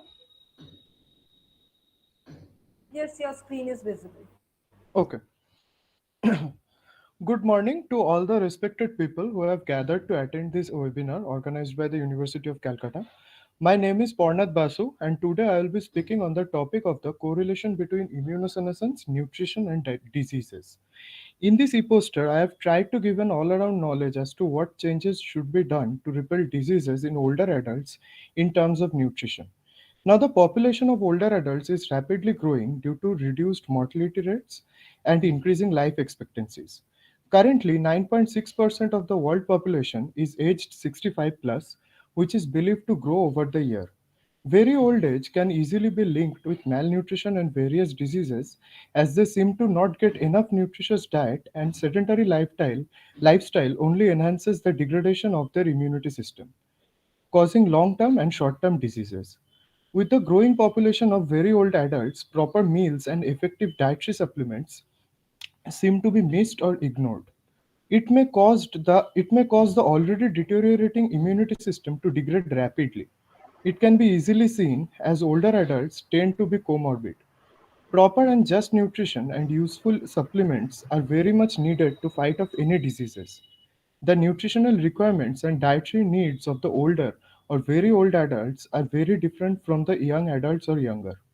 These nutritional needs change depending upon biological, social, and environmental influences. If not properly dealt with, malnutrition, especially at old age, can lead to all sorts of diseases such as impaired immune responses, infection related diseases, heart diseases, and lung diseases. Now, let's take a look at the immune systems in the elderly. We can categorize it into three major parts: cellular, humoral, and innate immunity. Starting with cellular immunity, both the functional and phenotypic profiles of T cells, substantial changes can be seen in the case of humans. Despite many contradictory results, as a whole, some changes in the T cells can be identified in humans with aging. In the case of a healthy elderly, the number of lymphocytes in the circulation doesn't get affected, whereas a decrease in peripheral lymphocyte count has occurred in almost all approximately 3 years before death. Like any other immunity, humoral immunity also decreases with age. In recent studies, it is evident that alterations in B cells can also decrease the humoral responsiveness in the elderly. In the elderly, both IgG and IgA serum levels were seen to be increasing, however, IgM did not. In immunoglobulin subclasses, 1, 2, and 3 increased, but 4 did not. In older adults, very few immunoglobulin subclass defects are found. However, IgG4 deficiency was also seen. PMN or polymorphonuclear neutrophils provide primary cellular defense against fungal and bacterial infections. The increased susceptibility for infections in the elderly may be caused by impaired phagocytic defense mechanisms. Even though the activity of NK or natural killer during aging has been studied, inconsistencies were there in the results because of the donor inclusion and exclusion criteria. However, an age-related increase in NK activity was noted in the case of healthy elderly. Now, to answer the question as to what needs to be done, the simple answer is a balanced diet. The effects of different micronutrients, including vitamin A, B6, and E, beta carotene, and zinc, have been intensively studied. The MD or Mediterranean meal is associated with a significant and substantial reduction in overall mortality. It refers to dietary patterns found in olive growing regions of the Mediterranean characterized by high consumption of olive oil, vegetables, fruit, nuts, cereals, and diverse antioxidants combined with a moderate intake of fish, poultry, and unsaturated fatty acids. A low intake of dairy products, red meat, processed meats, and sweets with moderate intake of alcoholic beverages. The MD has been shown to influence cellular and circulating levels of inflammatory biomarkers related to anthrogenesis in subjects at high risk of CVD. MD has also shown a slower cognitive decline, a reduction in the incidence of mild cognitive impairment, neurodegenerative disorders like Parkinson's and Alzheimer's diseases in individuals adhering to the MD. In conclusion, it is important, therefore, that older people extend their years of good health. Changes in nutrition and lifestyle can be effective at preventing age related illnesses and possibly immunosenescence. A major challenge now is to understand which molecular pathways of chronic inflammation can be effectively targeted by dietary approaches. Nutritional interventions have shown some promising results in targeting some of the impairments of the immune system observed with aging. My concluding statement is proper diet can prolong our life, and we should give more attention to what we eat. I'd now like to thank the Department of Home Science for providing this auspicious opportunity and all of you for your time. Thank you. Thank you, Pranad. And we can see that our next speaker has also joined. So we welcome you, sir. The next, I would like Amrita to Yes, take over. ma'am. Professor Gajendra P.S. Raghava, our next speaker, is present here. He is a professor and head at Department of Computational Biology, Indraprastha Institute of Information Technology, Delhi. Before joining IIT Delhi in 2017, he was working as Chief Scientist at Bioinformatics Center, CSIR Institute of Microbiotechnology, Chandigarh, India. He did MTech from Indian Institute of Technology, New Delhi in 1986 and PhD in Bioinformatics from IMTech, Chandigarh. He worked as postdoctoral fellow at Oxford University, Oxford, and European Bioinformatics Institute, Cambridge, UK. He worked as bioinformatics specialist at UAMS, USA, where he established bioinformatics infrastructure. Raghava worked as visiting professor at Postech, South Korea in year 2004.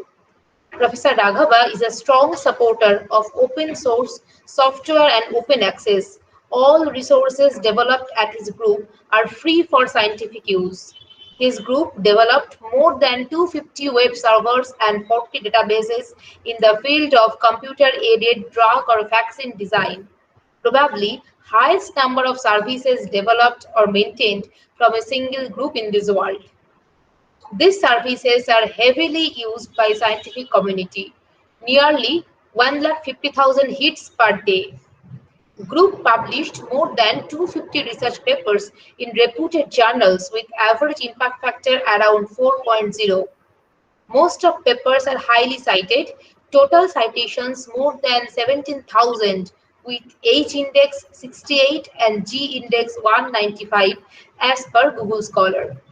Raghava received a lot of awards such as Sun Pharma Research Award 2018 by Sun Pharma Science Foundation, Scientist Award 2019 by Organization of Pharmaceutical Producer of India, Shanti Sharu Bhatnagar Award in Biological Sciences 2008, National Bioscience Award for Career Development for year 2005 to 2006, NASI Reliance Industries Platinum Jubilee Award 2009 and Thomson Reuters Research Excellence 2009. It's a great opportunity for all of us to hear Professor Raghava in this platform. Thank you very much.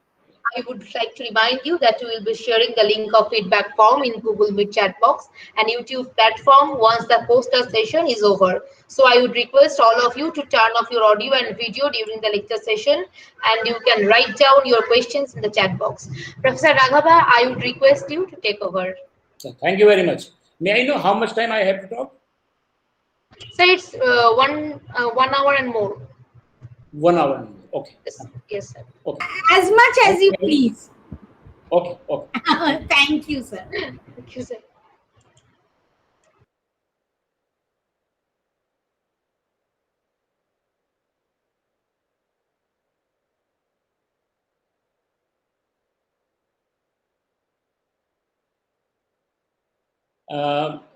My slides are visible. Yes, sir. It is visible. It is visible. Okay. But you, yes. Fantastic. Yeah, this is my main. But it is not in the slideshow mode. It's not in slides. Okay. Check with it.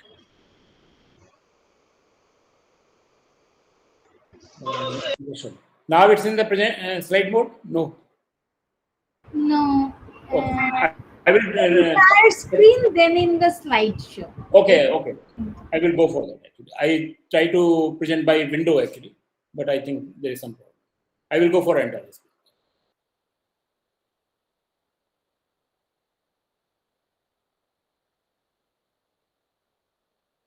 Is it in the full? Yes. Yes. It's full screen now. Okay. So thank you very much for inviting me. So first, when I got the letter from Dr. Dhar regarding my talk, so I write actually what I am doing at Department of Home Science actually.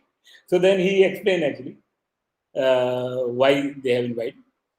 So anyway, I'm not well aware about this department, means home science very well, but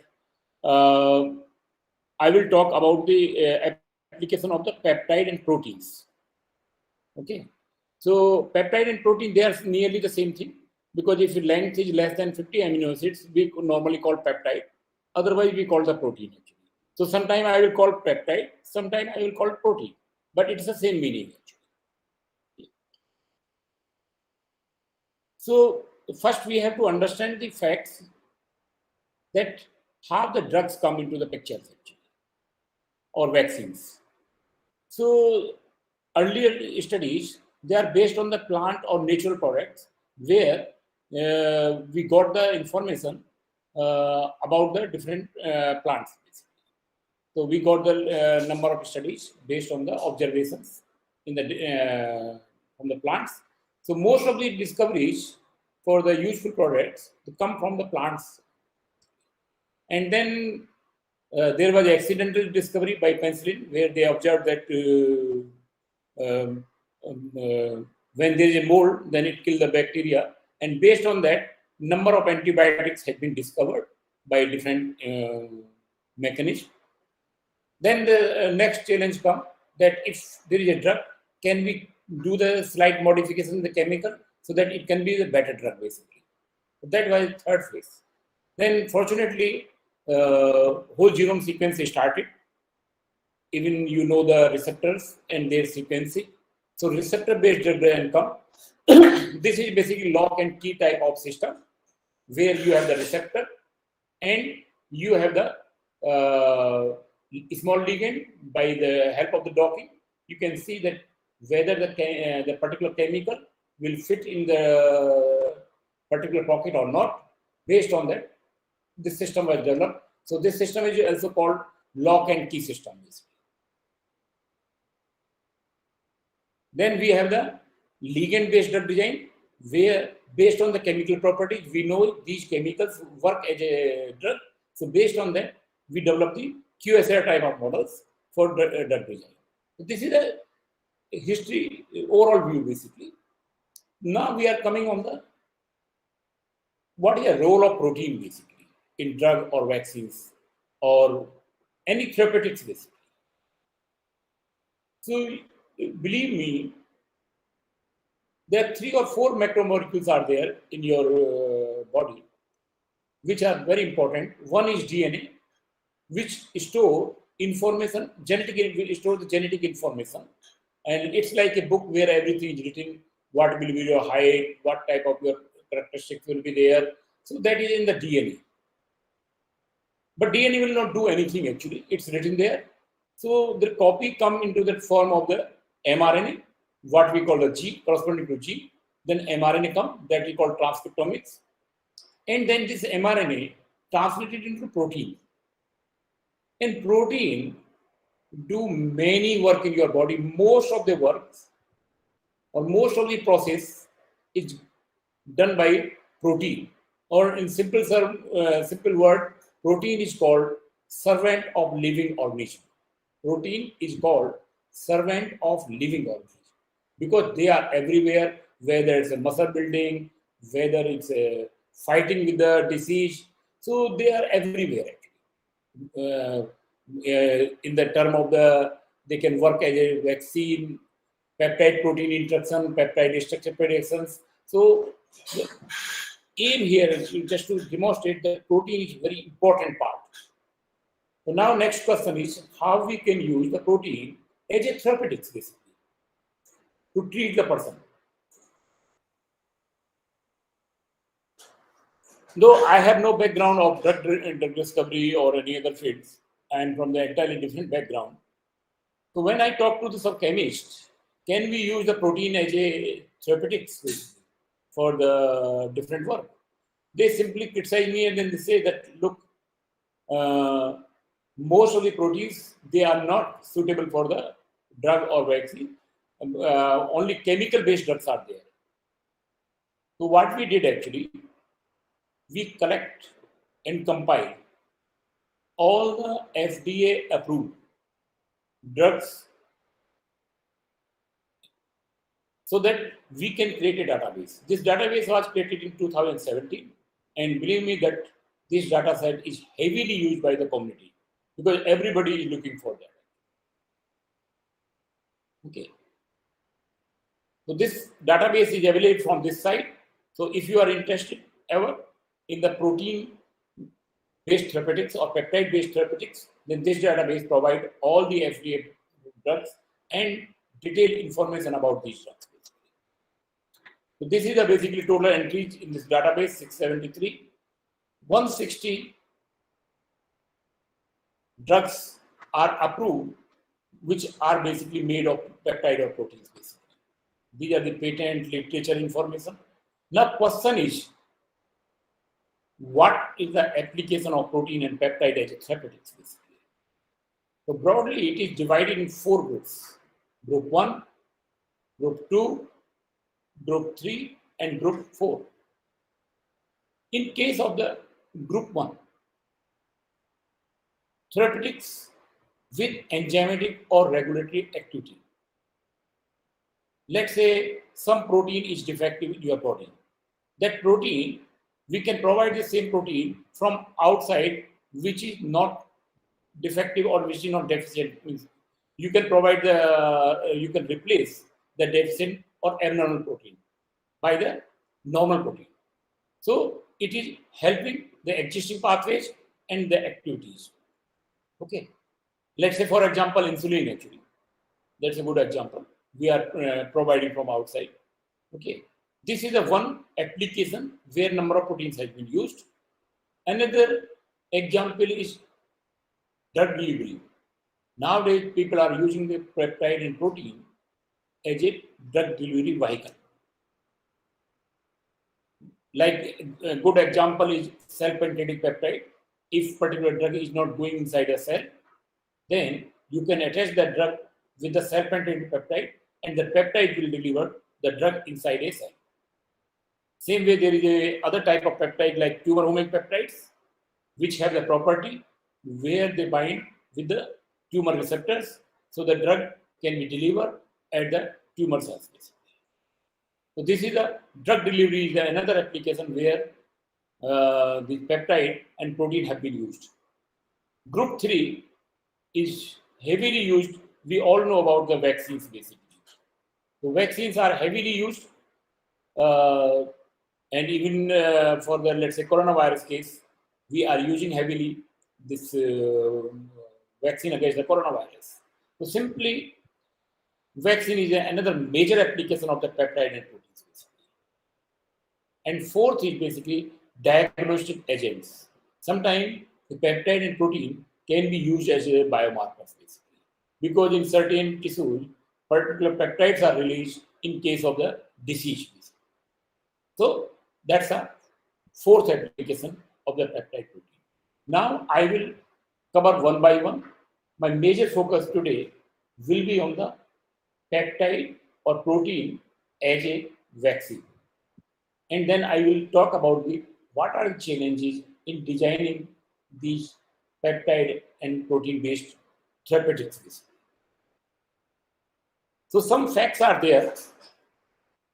We just check in the clinical trials, phase 1 to phase 4. For biologics, the success rate is 84%, where for the small molecules, it's 83%. That clearly demonstrates that biologics have the more chance to clear the phase 1 to phase 2. Similarly, in case phase 2 to phase 3, again, biologics have more chances than the small molecules. In case phase 3 to FDA approval, again, 74 biologics and 61% small molecules. That further demonstrate that biologics, mainly protein-based drugs, have the more success than the small molecules. From last few years, trend is changing. Earlier, there are more drugs which are basically chemical-based. Now, more drugs and vaccine based on the peptide approach.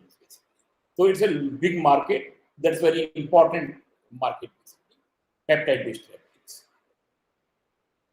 So before I go for the concept of vaccine, it is important to understand the difference between the drug and vaccines. Let's say when you get infected by any bacteria, virus, or fungus, we call pathogens basically. If you got infected by any pathogen, so what will happen? Pathogen will go inside you and they will propagate, they will multiply, and they will hijack your own system. Okay. And you will become the ill. You will get the disease basically. So what is a drug? When you give the drug, let's say for example antibiotics, what will happen? The antibiotics will go, and these antibiotics will selectively kill the pathogen. Pathogen may be bacteria, fungus, or parasite, virus, anything. And you will be cured. After a few months, again you may get the infection. That's very common. You got the infections and then you got the drugs and you are basically become the healthy. So this is normal process is going on. That's a concept of drug where aid is provided from the outside to fight against the pathogens. Okay. So kill the invaders or foreign pathogens with the help of the drug. That's a one way. Then what is a vaccine basically? In case of, please try to understand, drugs are discovered in the last, let's say, 100 years, mainly. But human population is surviving from millions of years. So how we survive without the drugs over the years? Because we have very powerful immune system, and which is basically have the capability to learn what type of pathogen is there and what type of memory cells are required to kill that pathogen basically. That's the beauty of the immune system. Only thing, it takes some time to recognize the pathogen and to attack the pathogen. That's where the whole problem starts. Okay, in meantime, pathogen multiply too much and then it capture our whole system. But we have the capability, once we got infected, the chances is there, infection from the same disease or same pathogen is less in the future because we will have the memory cells. Good example is smallpox. Earlier, if you go, let's say 500 years ago or even 200 years ago, a lot of people died due to the smallpox. And we don't know what is the treatment. What they observed, once you got the smallpox and you recover from the smallpox, for your whole life, you are protected. You will not get again infection from the smallpox. What does it mean by that? It means Once you got infected by smallpox, then your body will generate the memory cell and sufficient number of antibodies which can fight against the smallpox, basically the particular virus, right? So that's the generation of memory cell. So in vaccine, we normally train our immune system so that immune system can fight against the disease. Let's say, for example, coronavirus. When coronavirus come into the market, then it's very difficult to treat it with the drugs, basically. Okay, but with the vaccine, what we are doing, we are giving one protein of coronavirus. Let's say Covaxin. Just what is a Covaxin? Covaxin is nothing. Basically, killed coronavirus have been given in our body. Our body thought enemy is there, and then they will generate the memory B cell, memory T cells, antibodies will be developed. Okay, and then we have the system ready to fight against the coronavirus. When in real life you got infected from the coronavirus, what will happen? You have the antibodies, they will fight against it, as well as you have the memory cell, they will fight, so that severity of the coronavirus will decrease heavily. Okay, so the chances of to become the severe is less actually. So that's a concept of vaccine. So this is the concept of vaccine, but we have to understand what is the immune system, what are the different arms of the immune system, and how the peptide activate them or protein activate them. So today I will cover on that part. All right. So we know the history of immunizations. Lot of people have been saved over the year due to the immunization, basically. Now, smallpox is no more there. This polio is nearly to finish. So number of diseases have been already finished program. And number of other diseases, we are developing the vaccines. So I already covered this part. So now we have to think about the type of vaccines. What are the different type of vaccines we have to develop? One is basically whole organism. So Covaxin is a good example where we have taken. But one disadvantage in this type of vaccines is there, it may have some toxic materials. Because, for example, if you take the this Mycobacterium tuberculosis, there are 4,000 protein, around 4,000 genes, lot of material is there. Some of the material is toxic.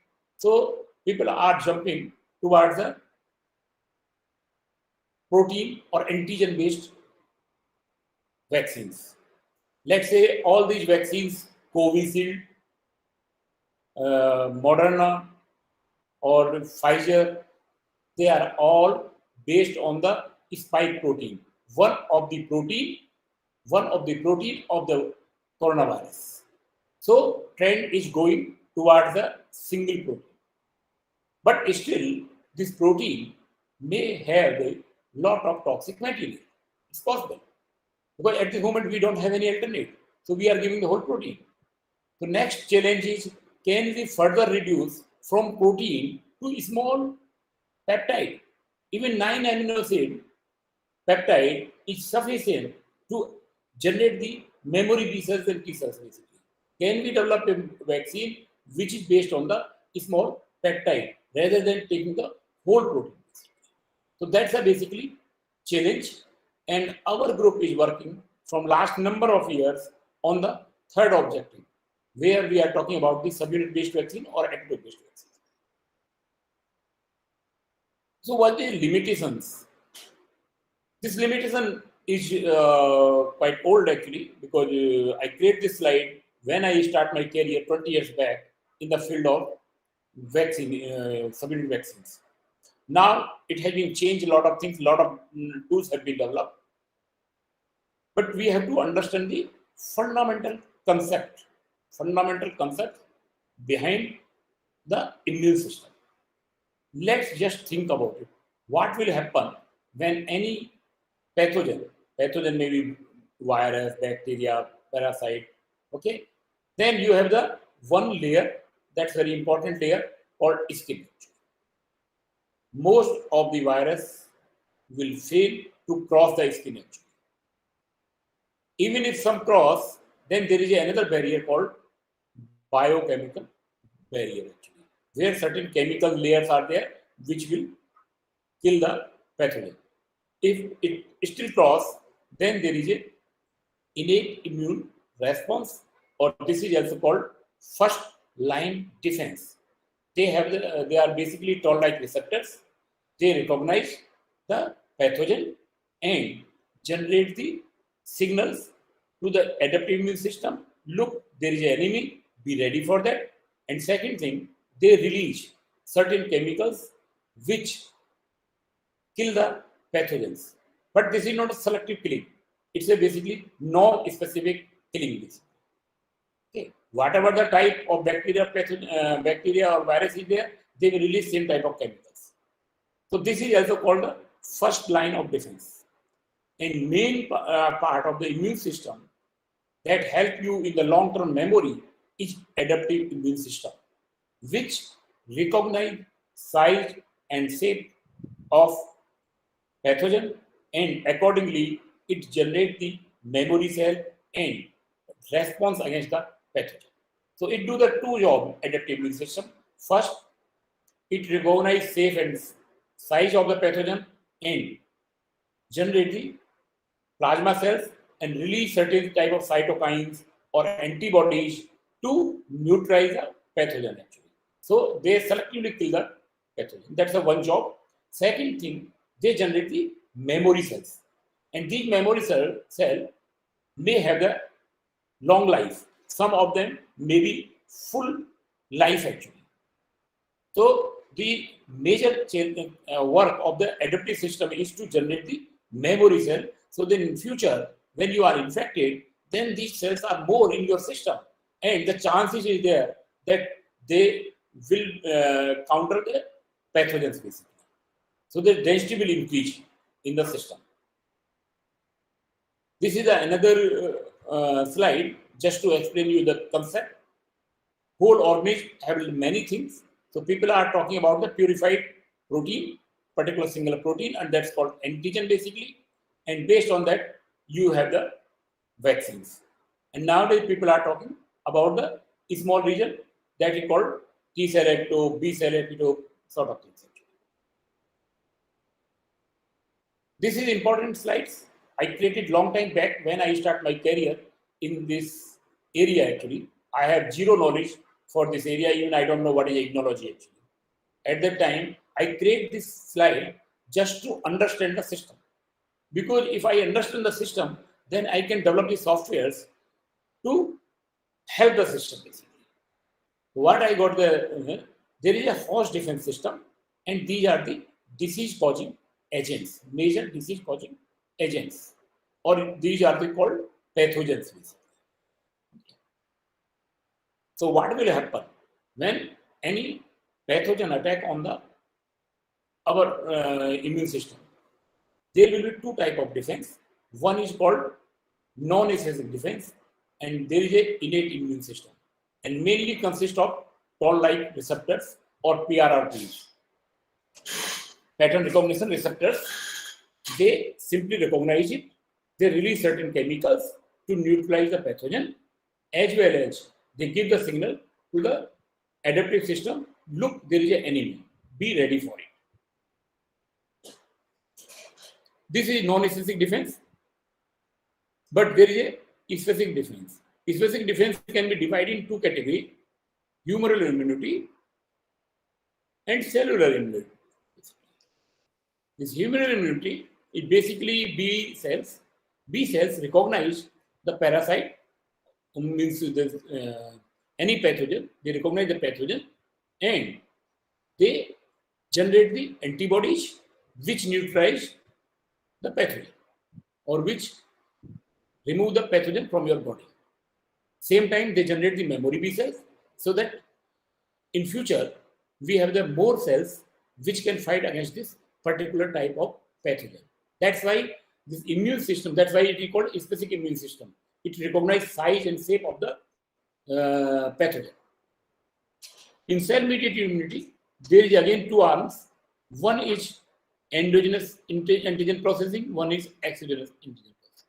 If bacteria virus is inside the cell, then there is a CTL epitope type things where they will recognize that this cell is infected, and then the CTL cells, cytotoxicity cells, they will kill the cell itself actually. They will destroy the cell. There is another thing where antigen is outside, then they engulf it, and they are recognized by T helper cells, and where they give the signal that look, there is some enemy is there, and they activate all B cell, T cell, and whole immune system basically. T helper cells are very important to activate the immune system. Look, there is enemy, we have to fight against it. Now I will go a little bit in the detail. First, think about the endogenous antigen processing when you have the virus or bacteria inside the cell. What will happen? That it will release certain proteins, and these proteins will be recognized by proteasome, and proteasome will chop into the peptides. And some of the peptide will bind with the TAP proteins, TAP1, TAP2. These are transport acid proteins, and they will take it inside the ER system. In ER system, there is a MSC class 1 molecule, MSC class 1 molecule, and this will be bound with the MSC class 1 molecule, and then MSC class 1 molecule once bind the peptide, and this peptide belongs to the pathogen basically, will take to the cell surface where it will present to the cytotoxic T cells, which is monitoring the system whether any cell is infected or not.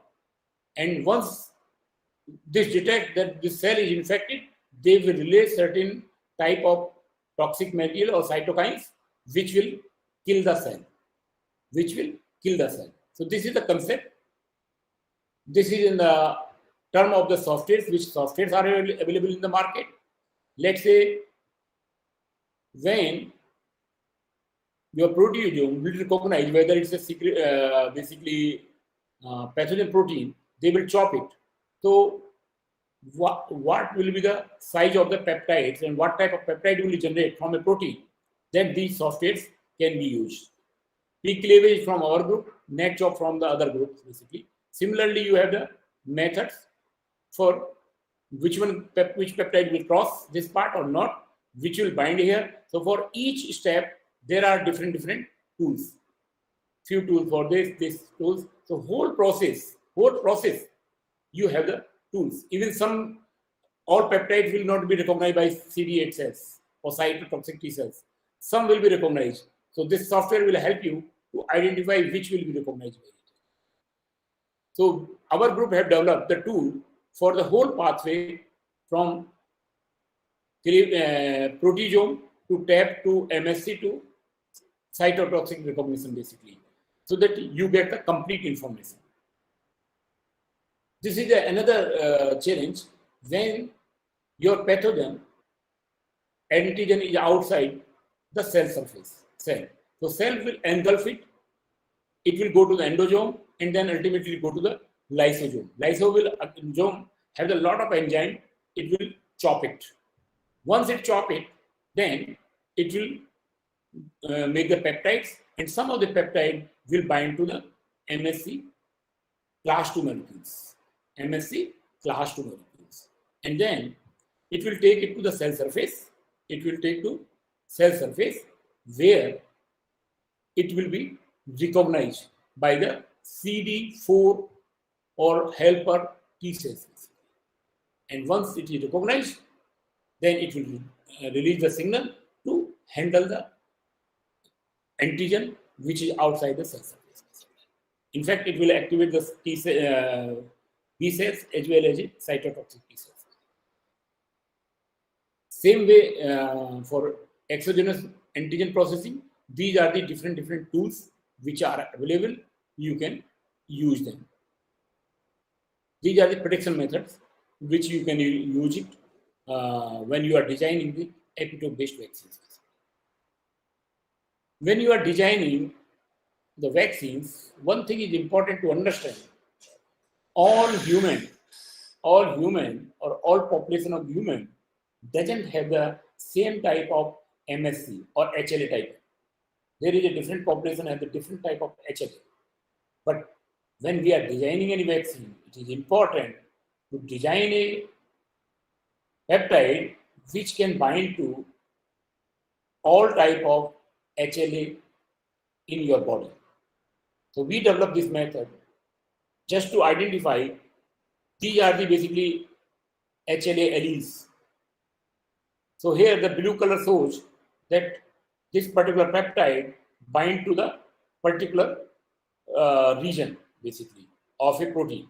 So ideally we should have the regions like this one, which can bind to the large number of alleles that will be the promiscuous vaccine candidate which will be used in the market.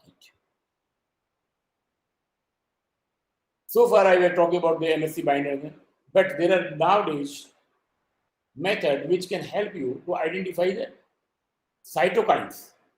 Can you induce particular type of cytokines in the body? Yes. These methods help you to predict the peptides which can induce the interferon gamma basically.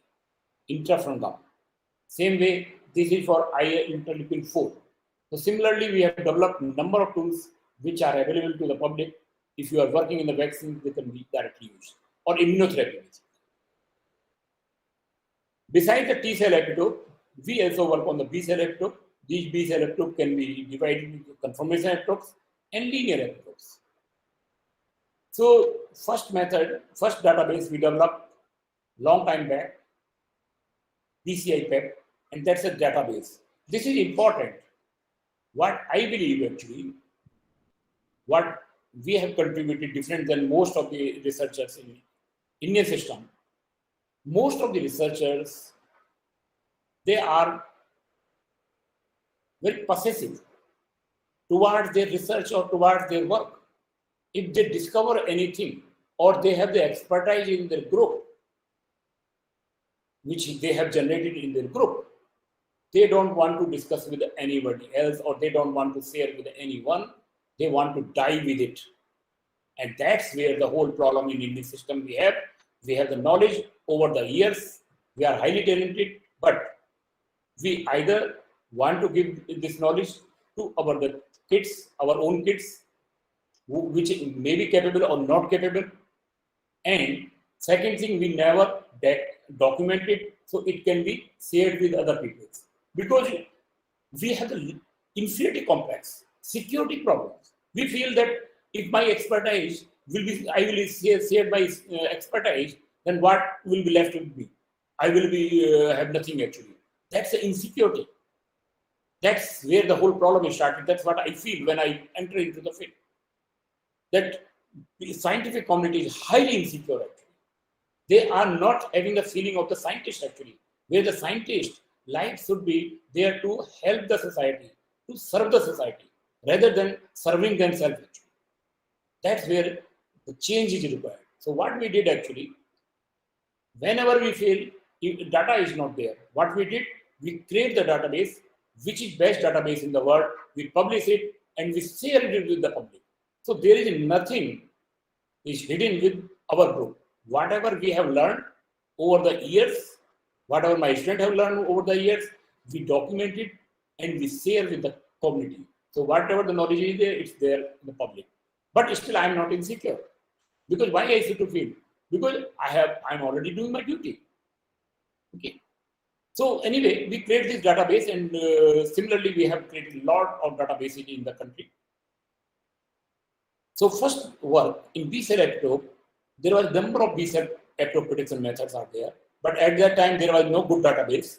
So when we have the database, we evaluate the performance, we benchmark the performance of these databases on our data sets.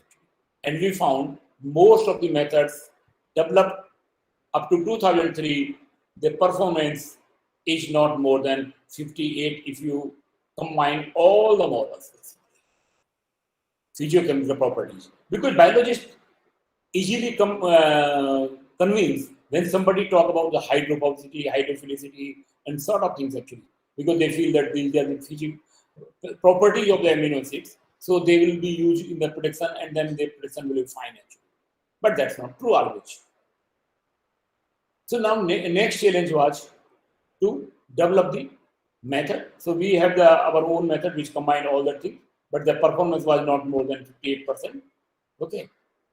The next challenge was how to implement the machine learning techniques, maybe artificial neural network, support vector machine, random forest, or k-nearest number, any machine learning techniques. How you will implement it? The problem here actually, these rapido reported in the literature have the length variation from 6 amino acids to 60 amino acids, where most of these methods, prediction methods, they need the peptide of fixed length peptide. So the question is how to overcome this problem. We did this work. I'm not going into the detail, and we saw the first time we implement the neural network to predict the B cell epitope, and we demonstrate the performance increase from 58 to 65% basically. Though I'm not saying that this is a very high performance, this around 66% is very high performance, but you see jumping from 58 to 65 is a big issue. And first time anybody was able to implement neural network in B cell epitope prediction. And this method it become the standard in the field of immunology. This method got more than 1,000 citations over the years, and in last 2 years actually, since coronavirus is there, it's getting more than 150 citations per year basically. So you may imagine this method is heavily used by the public basically. Same way we try to predict the method, confirmation epitope method. I'm not going in the detail. So whenever you have time, you want to do any predictions, then you can use our servers. All servers are available from our website. They are all free, no charge, nothing is there. Even their algorithms, how to use, clearly defined, documented, and it's available. Then we developed the linear new method. That's basically update of ABC bread. That's LBTOP has been developed. There is another thing which is important. All peptides, when we say B cell epitope, not necessarily all will develop one type of antibody actually. Some will generate the IgG, some IgM, something IgE, IgA. So we first time develop a method which can induce a specific class of antibodies. So we have the method which can predict B cell epitope for IgA, IgE, and IgG length. Okay. So this method is available. So far, I talk about the adaptive immunity. Now, we focus on the innate immune system. So innate immune system, we have the problem, there was no database was available. So we again generate the first time the database. Recently, we update this database. Okay. And this database contains all the pattern recognition receptors as well as their ligands and pairs basically. That this particular receptor will recognize this type of ligands basically. So we can understand which ligands are recognized by which receptor basically. Then once we have the database, we generate another type of, we utilize the innate immune system. Now you will ask me what is the use of innate immune system in the vaccines. One important factor, if you read about all vaccines today, whether it's a Covishield or it's Covaxin or any Moderna, whatever you say, one important factor is important. That's basically adjuvants. That is basically adjuvants. Without adjuvants, their efficacy is limited. Their efficacy is very limited. So, can we design adjuvants systematically based on the macromolecules rather than the small chemicals or lipids. Okay. So we try to understand what type of toll-like receptors are there, TLRs are there. Okay, which toll-like receptor recognize what type of molecule? Let's say TLR 7 and 8 recognize the sRNA. Same, this TLR 9 recognize the DNA. This recognize the peptides. Okay, so we develop the methods which can predict the DNA-based vaccine adjuvants, RNA-based vaccine adjuvants, and peptide-based vaccine adjuvants.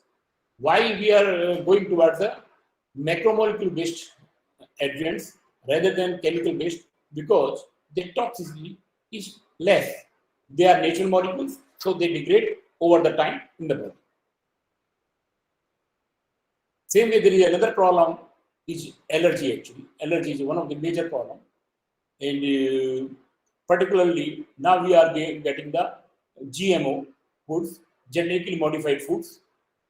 And in this genetically modified food, don't know whether the new protein introduced in the genetic food is toxic, allergic or not. So we developed the method which allow to predict the allergen proteins. Though this method was developed long time back in 2006, recently this year again we developed the LG-PRED2. That's basically updated version of this method, which is based on the recent information. These are the name of the tools which are available for you to use from our group for your research work if you are working in the epitope-based vaccines. Now, I talk about the concept of vaccines and the tools available from our group to design the vaccines. Next question is, can we use the peptide for the delivery? Yes, self-penetrating peptide has a main use. So what we did actually, we created a database called CPP site, self-penetrating peptide site database. And this site maintains all the self-penetrating peptide, and then we developed another version, CPP site 2.0. That's updation.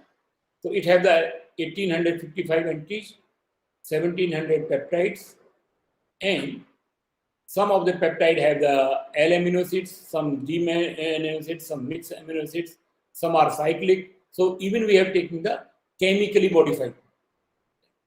And the structure of these peptides have been solved with the help of the different databases and prediction methods.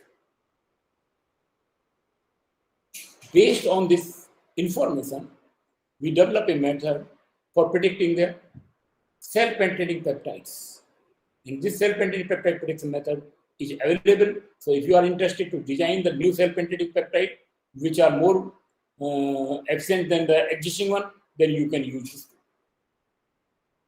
There is another class of peptides we collected, that's topical drug delivery.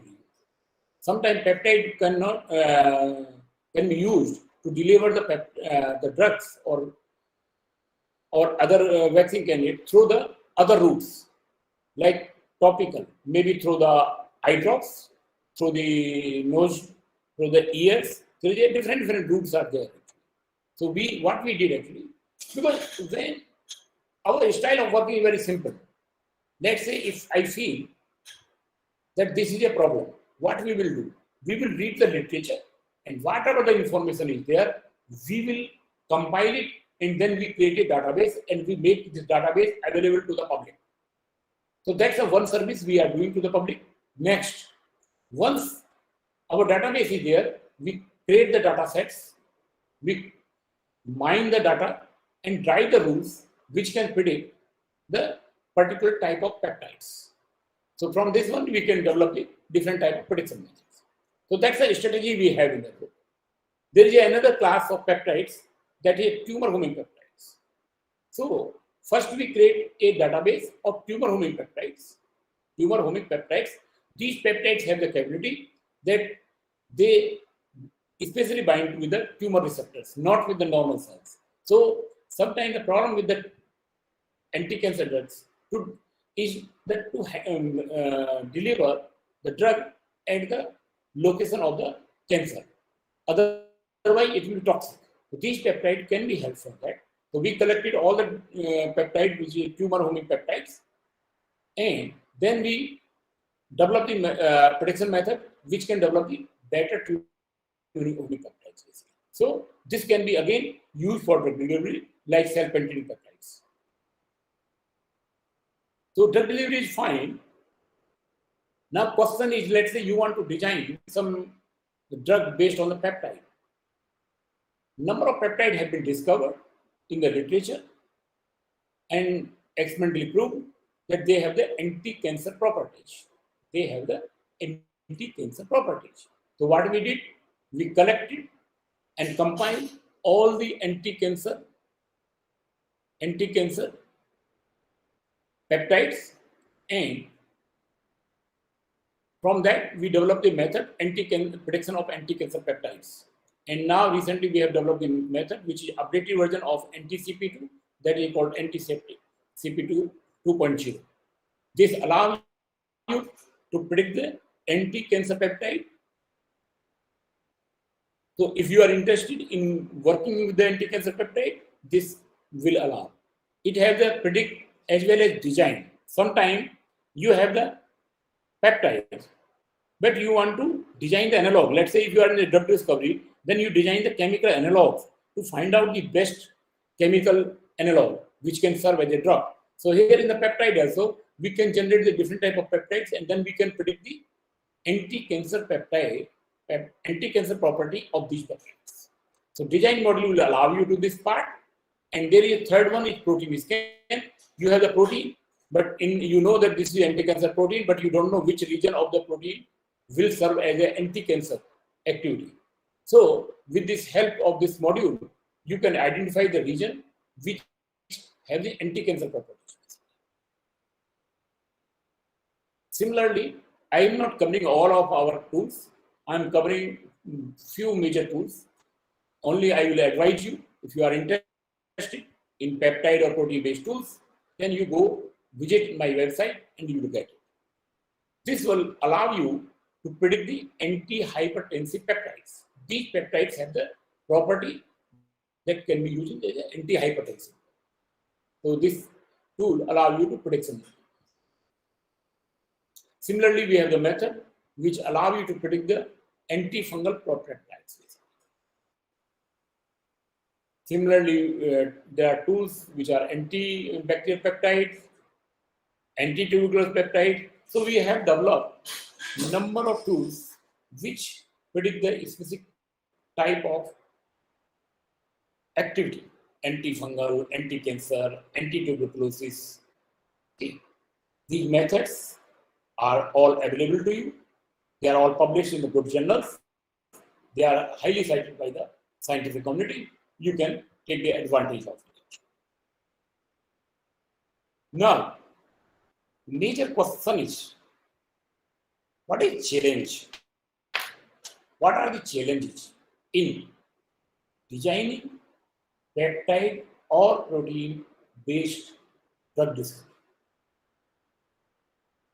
One of the major challenges we have is their delivery, how to deliver it. That's why most of the peptide and protein in biologics, you have to deliver through the injections. Still, it's a difficult job to design a peptide-based drug or vaccine which can be given orally, because the people doesn't want injections at all. Let's say if coronavirus vaccine was available through the oral pill or tablet, then everybody will have so far actually, because then it's, you can just take it actually. So in pharmaceutics, it is preferred to have anything, any drug or vaccine should be orally. But unfortunately, designing formulations of the peptide and protein to be delivered through the oral route is difficult. That's one problem we are facing.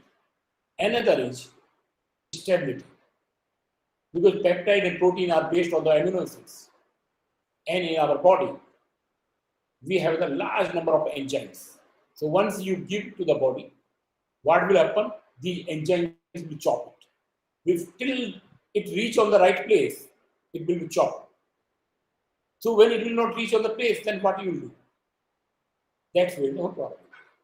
The major question is, can you find out the half-life of these peptides in different tissues, actually, different body fluids, actually.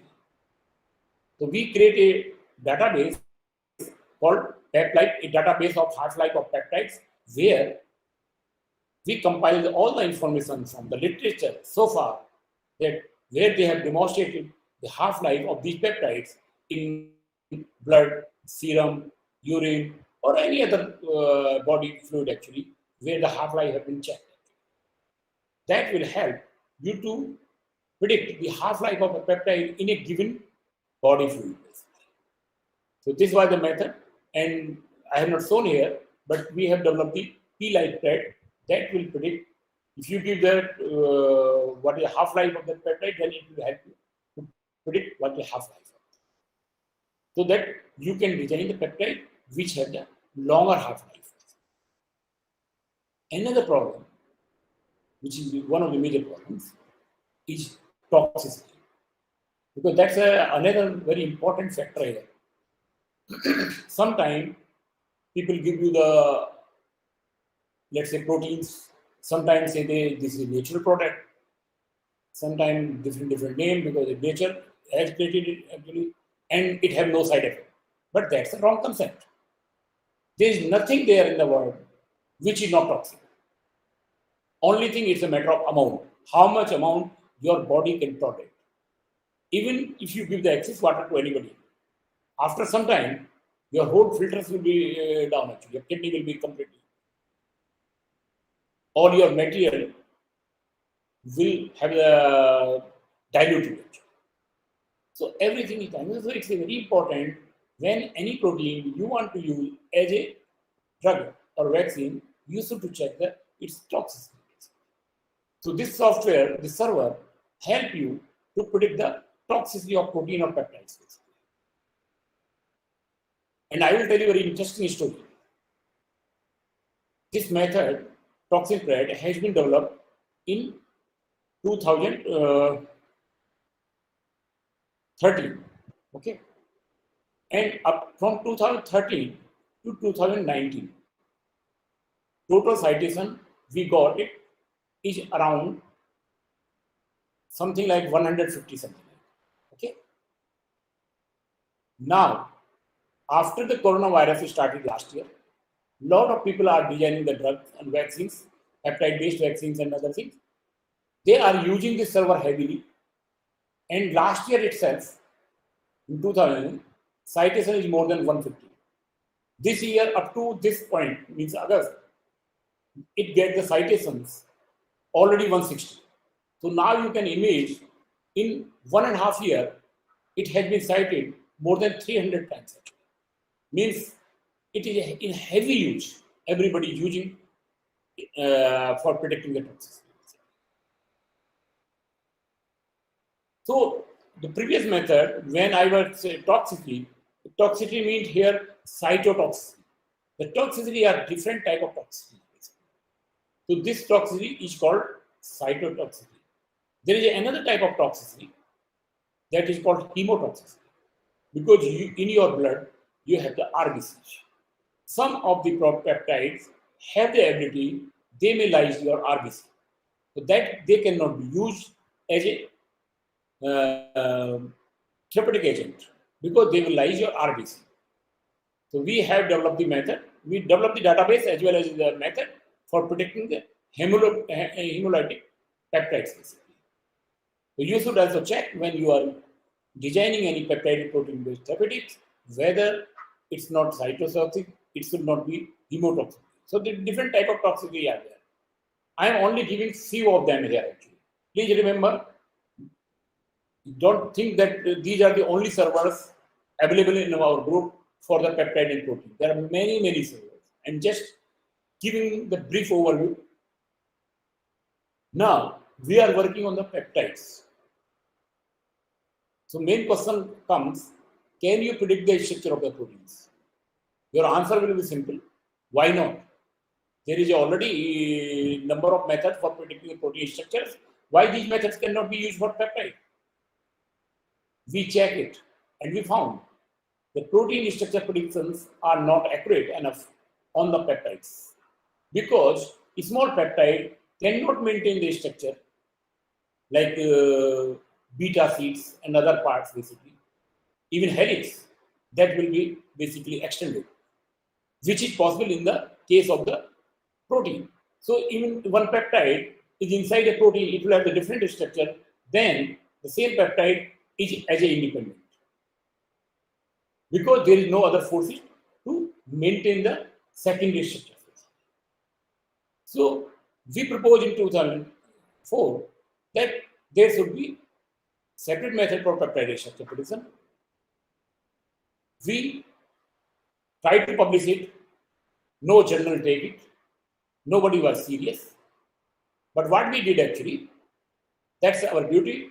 Once we develop any server, whether it is published or not published, we keep it online. So anybody want to use it, use it. No restrictions. So somebody from France used our server and they demonstrated that our server is much better than the best servers in the world for predicting the peptide structure. Because those methods developed for protein, but our method developed for peptide. For peptide structure prediction, our method is best. So they also demonstrate that their method is equivalent to our method. They published the method, and then we also send our method, giving the reference of that paper. And then you should look, it has been validated by somebody else actually, not by us actually. So then we publish this method, and now it's highly cited. So this is another method for predicting the chemically modified self-contained peptide. I told you the half-life is one of the major challenges. So the peptides which has been already in the market, how their half-life have been increased or their stability has been increased by chemical modifications, where N-terminal has been chemically modified or C-terminal has been chemically modified or some D amino acid has been incorporated or non-natural amino acid has been incorporated, right? So the question is, once you have the non-natural amino acid, you have the chemically modified amino acids, then can you predict the self-contained peptide which contains the non-natural amino acids? Yes, we developed the method for that actually, so that it can be go into the practically in the market. Because the whole aim of our group is not just to publish the paper, but to understand the need of the community, need of the persons who are working in the field, so that we can help them. Because I am not from the science background completely, I am from the technology background, computer science backgrounds. Okay, so for me, serving the community is my major goal. The same way we have developed for antimicrobial peptide for chemically modified peptides. And this is a very interesting server. We developed it. So far, there is no other method which can help, which can predict the structure of a peptide which has the chemical modifications. So it predicts the structure of chemically modified peptides. That's a unique server so far as I know. And it is heavily used by the community in last 2 or 3 years. And if you are interested to understand the predictive structures, let's say cyclic peptides or maybe D amino acid peptides with D amino acids or chemical modification, then this server will be useful for. Same way, peptide can be used for the diagnostics. So we create a database where we identify the peptides, we compile it, create a database where it maintains the cancer-associated peptides in different body fluids. So you know that if these peptides are available, are present in the particular body fluid, then you can detect whether the person is suffering from cancer or not. So this is a database available. This is a method developed for cancer epitopes, means epitope, which can be used to the vaccine against the cancer. Because the major problem with the cancer is that it is our own cells. So if you design the vaccine, they will work against our healthy cells. So in this particular server, what we did, you give the genome of the cancer cell of a patient as well as normal cell, genome of normal cell of the patient. We will compare it, we'll find out the modifications, mutations in the cancer cells, and against the mutations actually, we will design the epitopes which can essentially fight against the cancer, not against the normal cells. Similarly, this is for the Microbacterial tuberculosis. This is the interesting story I wish to share with it. One of the major problems we have in the system that as alone we are as good as anybody in the world. We are as good as anybody in the world. I have worked in a number of places, whether it's Europe or US or maybe Korea. I have worked in the different places. I found our Indian colleagues, Indian students, they are as intelligent or more intelligent than anybody in the other countries. But there is a difference. Difference is that we work as alone. We work as isolation. We doesn't want to work together. We doesn't want to share the credits with it. Or sometimes the feeling is that whether I grow or not grow, but others should not grow. That's where the whole problem starts. Anyway, so in 2012, we take a challenge because I work in the Institute of Microbial Technology, Chandigarh, for a long time. So they say, okay, you are well established bioinformaticians in the country. Can you discover a single molecule which can be delivered in the market? I take it as a challenge. So what we did actually, first we collect the cell-penetrating peptide and we create a database, CPP site, which has been published in the database paper. Then we have further modified, published in the Nucleic Acid Research. So 2 papers, okay, that will help my students, because ultimate work in the Indian system is done by the PhD student. So if you will not keep your student happy, then they will not work actually. So it's very important that in symbiosis sort of things, guide and student should understand the importance of each other. Then they can do something. Otherwise, it's very difficult. Okay, so we published the paper. Then what next we did? We developed a method called cell PPD, predicting cell-penetrating peptide. We publish it. So another paper is there. The next question is, fine.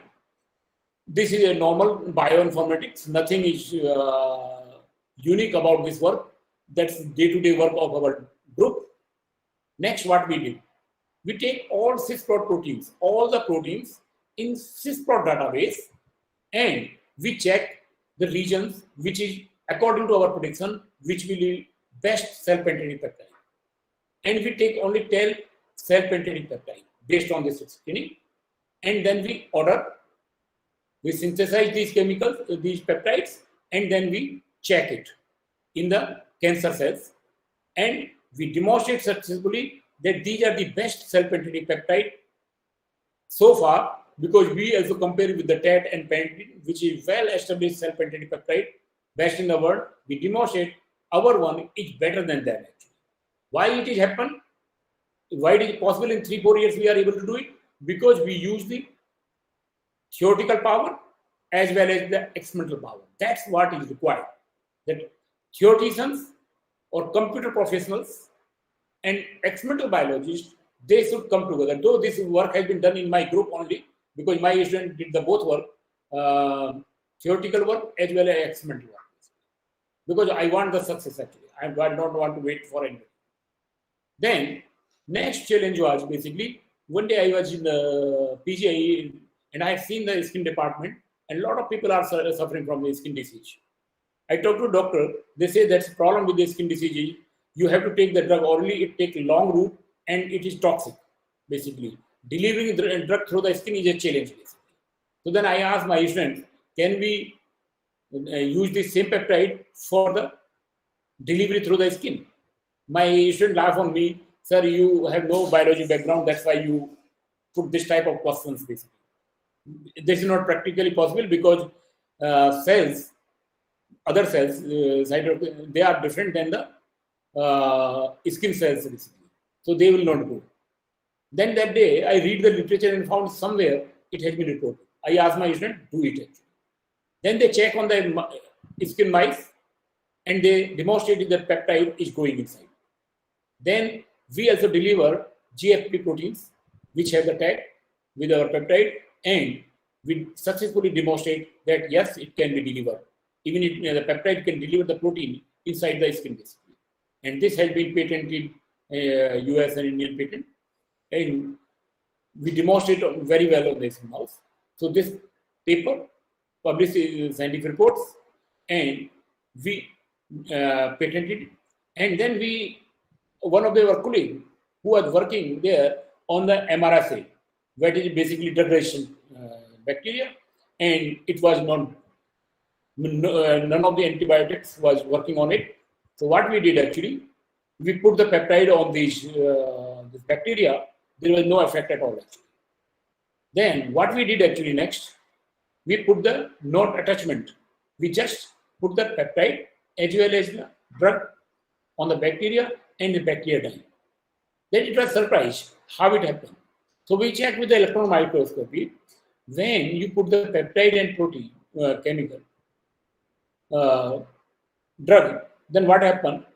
Peptide normally enter into the bacteria and make the cell membrane fragile.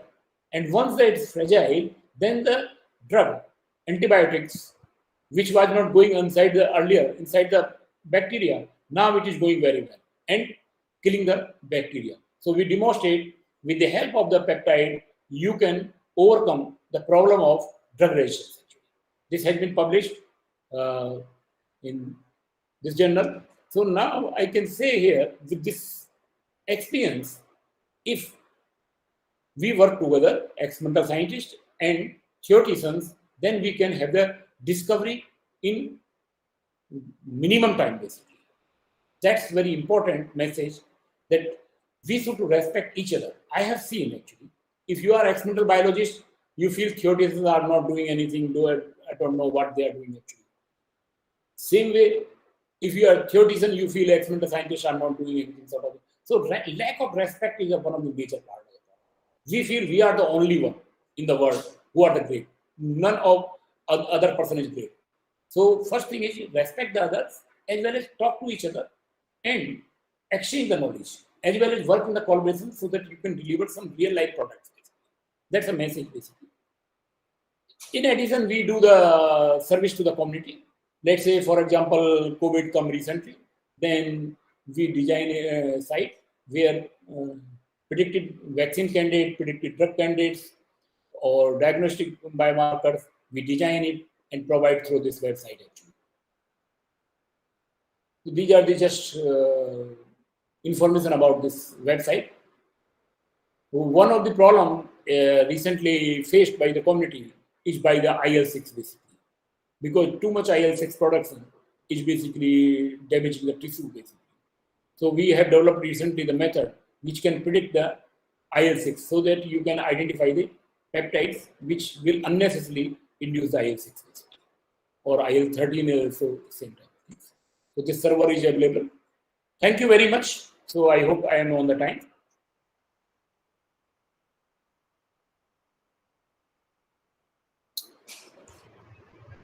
Thank you, sir. Thank you for this wonderful session. It's Sir, our actually, it was our kind of a great honor that a person of your stature agreed to come to our humble department. We are overwhelmed by your greatness, sir, and our students are so excited. This lecture is some kind of a big memorial kind of a thing that it will remain in our YouTube streaming, and the future students also will get enriched from this nuggets of wisdom, sir. We are just overwhelmed. Thank you, sir. And I work in the field of peptides, bioactive peptides. And we have, to say to you that we have detected some peptides from sesame-based protein, some from Lamellidens marginalis mollusk, and some from Bellamia bengalensis as anti-hypertensive proteins. And now we have a project on immunomodulatory peptides. So there are some questions I have given in the chat box.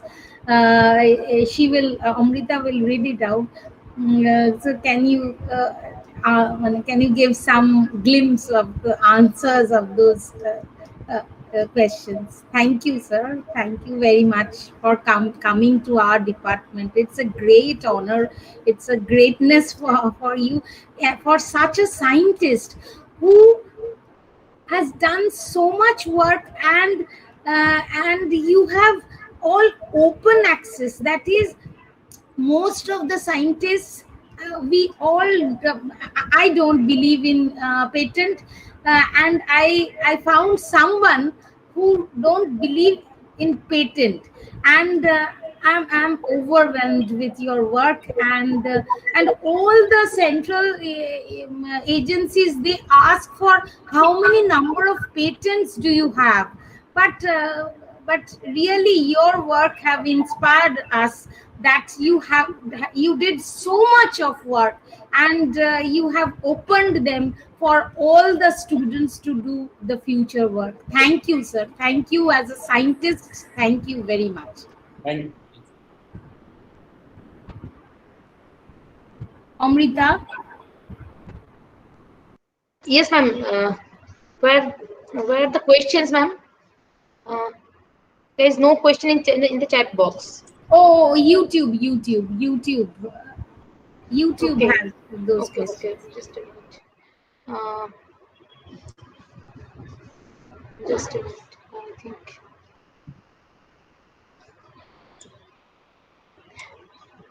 Ma'am, can you please post the questions in this chat box? Oh, okay. I'm telling the questions. Okay. How the recently developed DeepMind computer program will change or affect the bioinformatics or biology scenario in silico? Okay. So basically, if you see carefully, deep learning is nothing. It's a basically extension of machine learning. So, for example, in neural network, if we increase the number of hidden layers, then we call deep learning. Deep learning work very well when you have the large data set. And in bioinformatics, nowadays data set size is increasing. So deep learning will be very useful in future. So that's the message. Okay.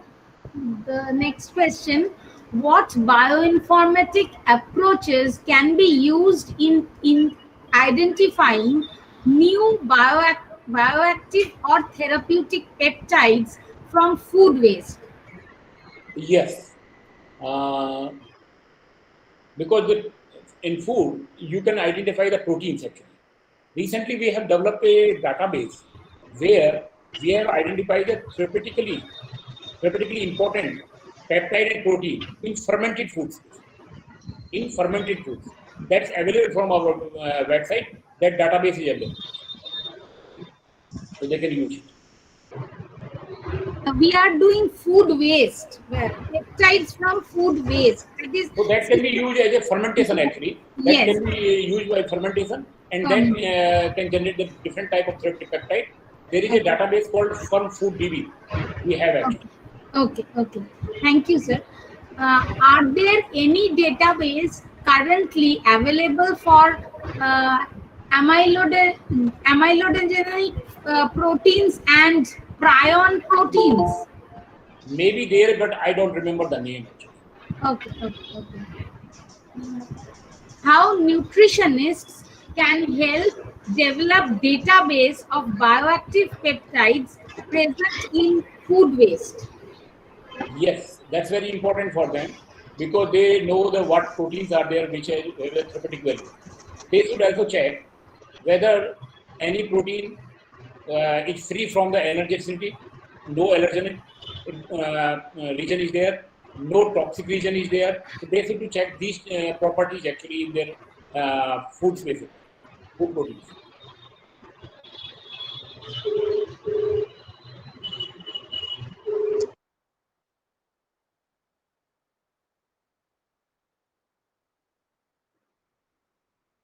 What should be the approach to test in silico immunogenicity or immunotoxicity of peptides?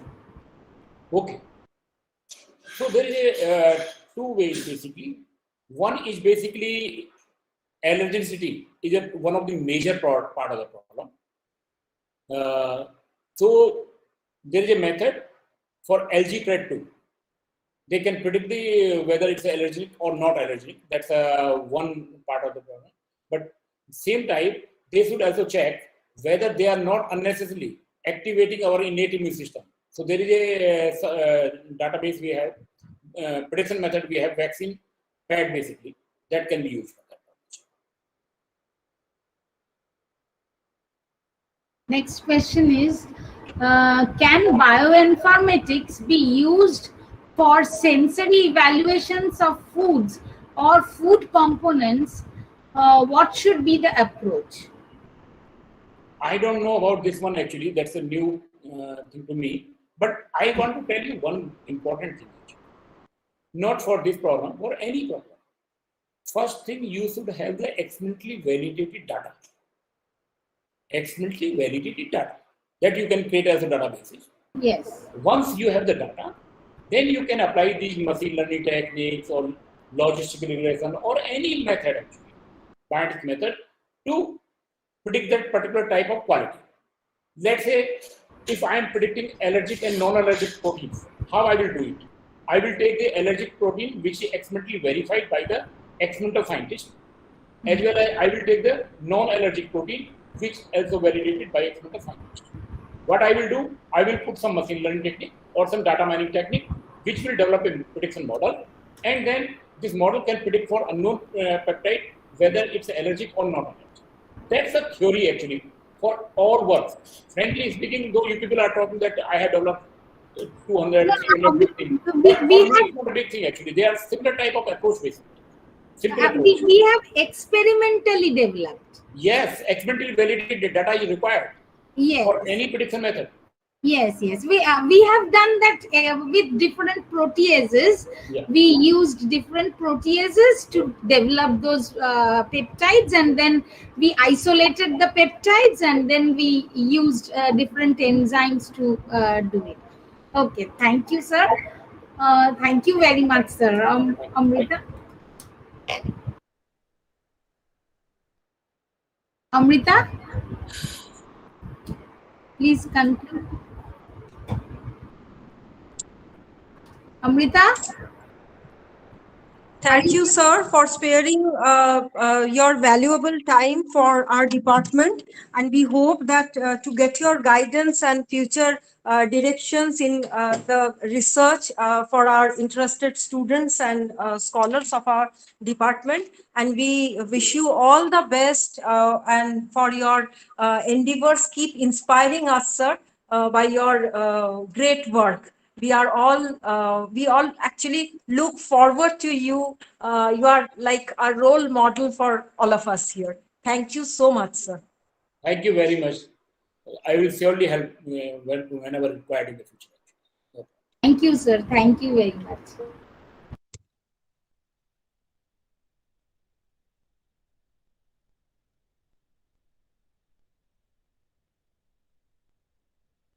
So now, I suppose the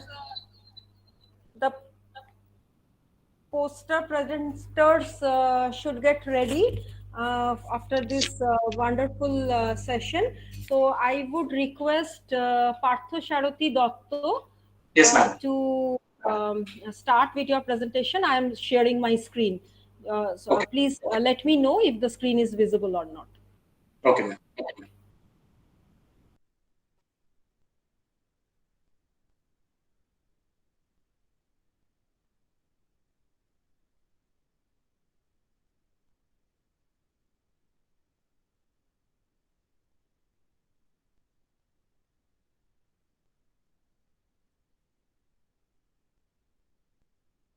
Okay, thank you, ma'am.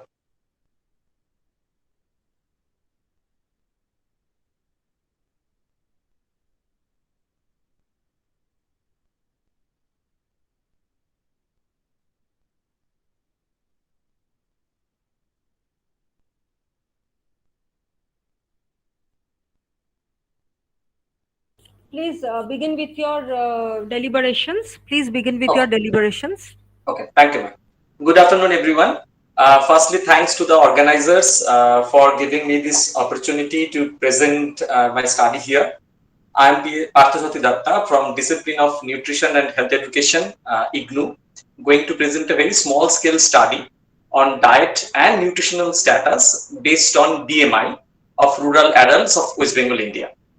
So it is known that nutrition is the process of intake food necessary for health, body growth and development. Assessing nutritional status is the overall development of the human health class.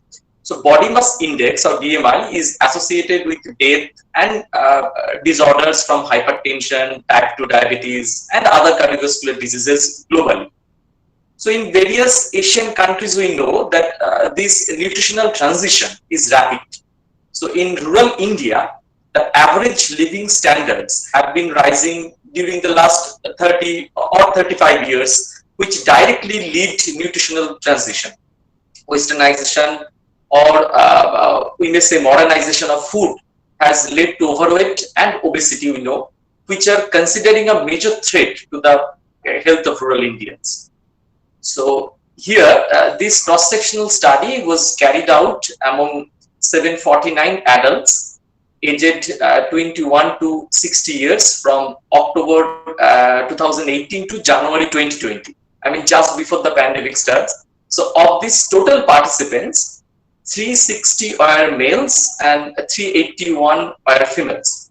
The participants were selected through simple random technique from 10 villages under North 24 Parganas of West Bengal. Anthropometric measurements such as stature, body weight were measured using standard instruments and techniques. Body mass index was calculated and classified according to the proposed criteria of WHO.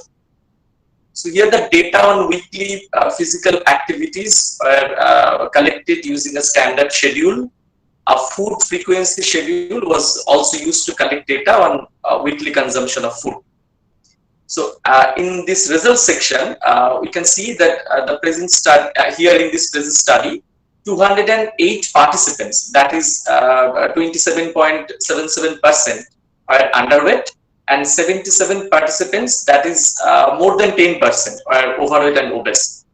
And the table shows that the percentage of underweight and obese participants are higher in females than males. That is very significant. So in this present cross-sectional study, several lifestyle variables are also taken into consideration for the examining the nutritional status through BMI. Here, more than 38% rural people are engaging in low or no physical activities. Out of them, more than 67% are examined by overweight and obesity.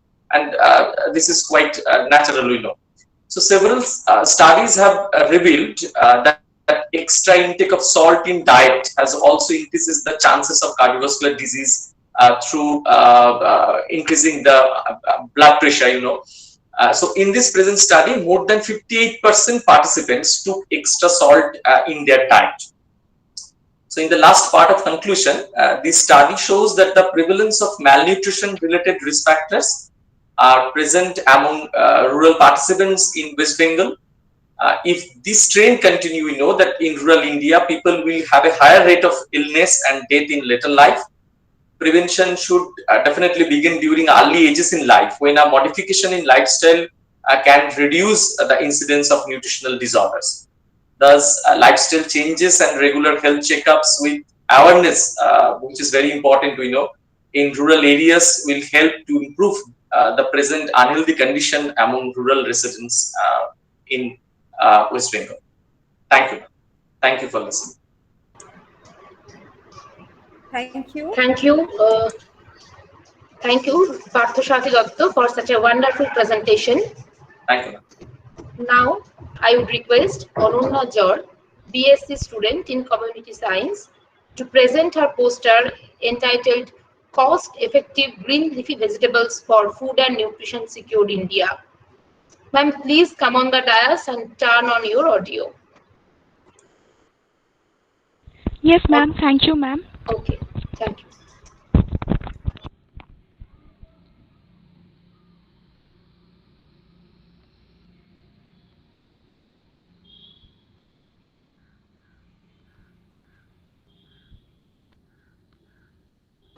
Please share your screen, Ananya Jor.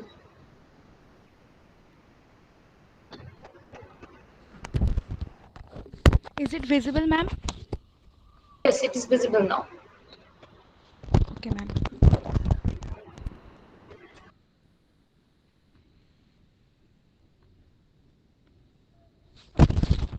First of all, hearty, warm, cheerful good afternoon to all of you. Myself, Ananya, from Community Science, Dr. Rajendra Prasad Central Agriculture University. I made this e-poster with collaboration with my respected Professor Sudhanand Prasad Lal sir.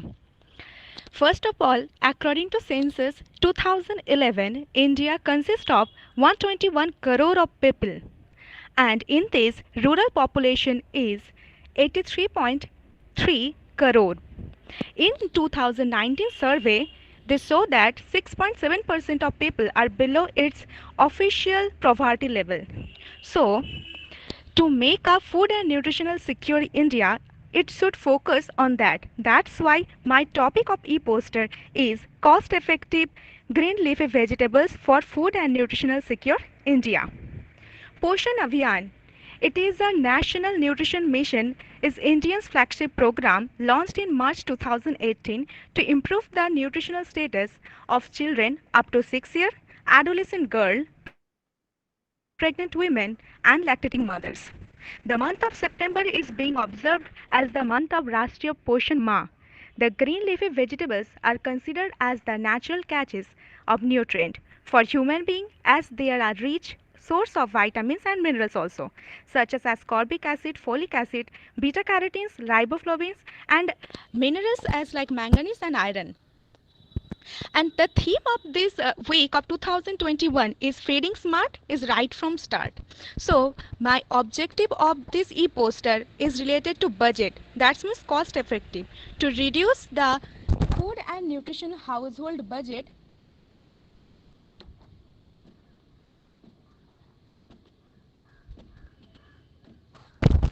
to improve the food and nutritional security of India.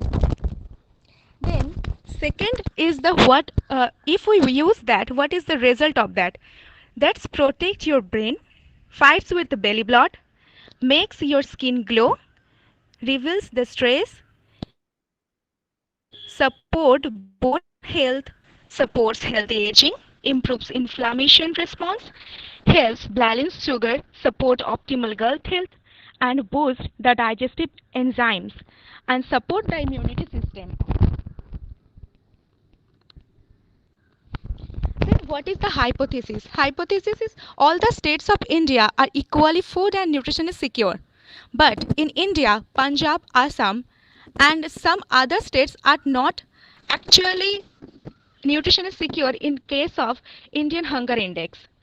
The material and method used in my e-poster making are by reviewing food and nutrition related articles, secondary source of data collections, published annual reports and statistical handbooks, and new articles. I use a SAG map of 28 states on India. This map is showing that in West Bengal, we known as the Pui Shak is the one of the most popular local shak. As like Jammu Kashmir, that's known as Hak Shak. In Punjab, Sarso ka Shak. Orissa, Moti Shak. Kerala, Sambar Chennai ka Shak, and etc. There are so many findings, but I include only 5 major shaks like spinach. Spinach is full of magnesium, which supports the healthy bone. Mustard greens rich of vitamin K, which enhance the calcium absorptions. Collard greens is rich with vitamin A, is support the brain function. Broccoli is iron, calcium, and vitamin A, C, E consist, which helps to reduce the risk of cancer. Bok choy with vitamin C, which boosts the immune system.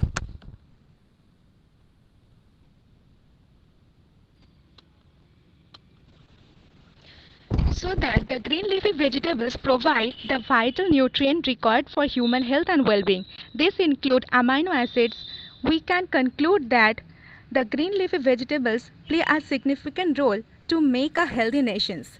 And the selective reference I use in this e-poster is for SAC-MAF potassium leaf green need to peak form over the calia and lettuce, and the overview of nutritional and anti-nutritional factor of green leafy vegetables in horticulture. And thank you so much to all of you to give this opportunity. Thank you, ma'am, and thank you, sir.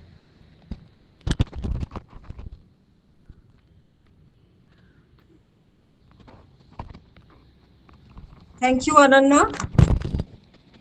Next, Shalini.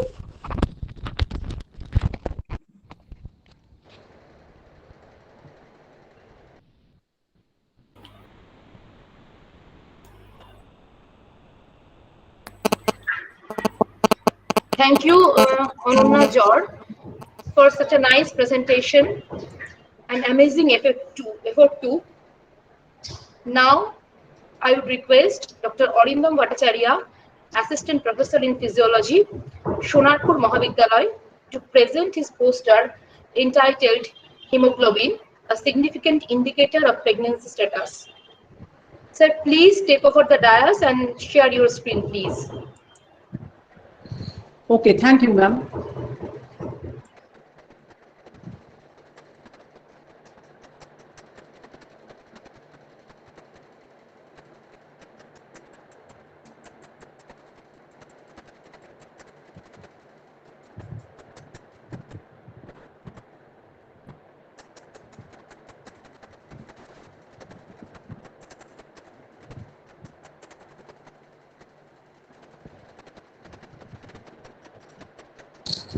Is it visible?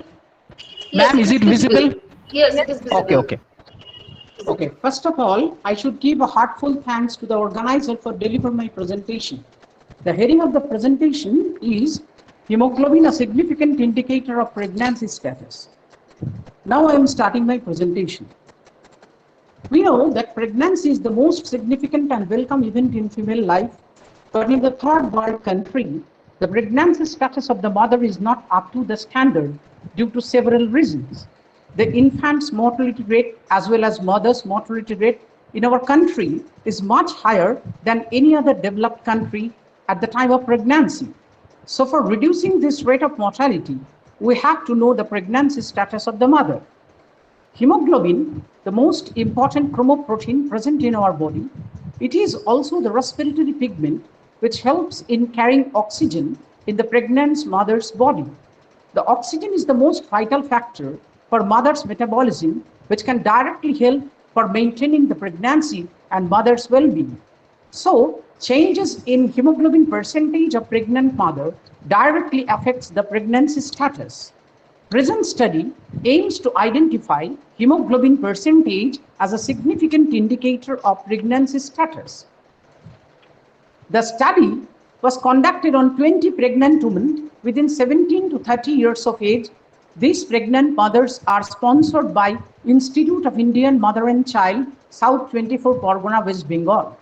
All the mothers are from the low income group and they mostly come from the rural and semi-urban areas.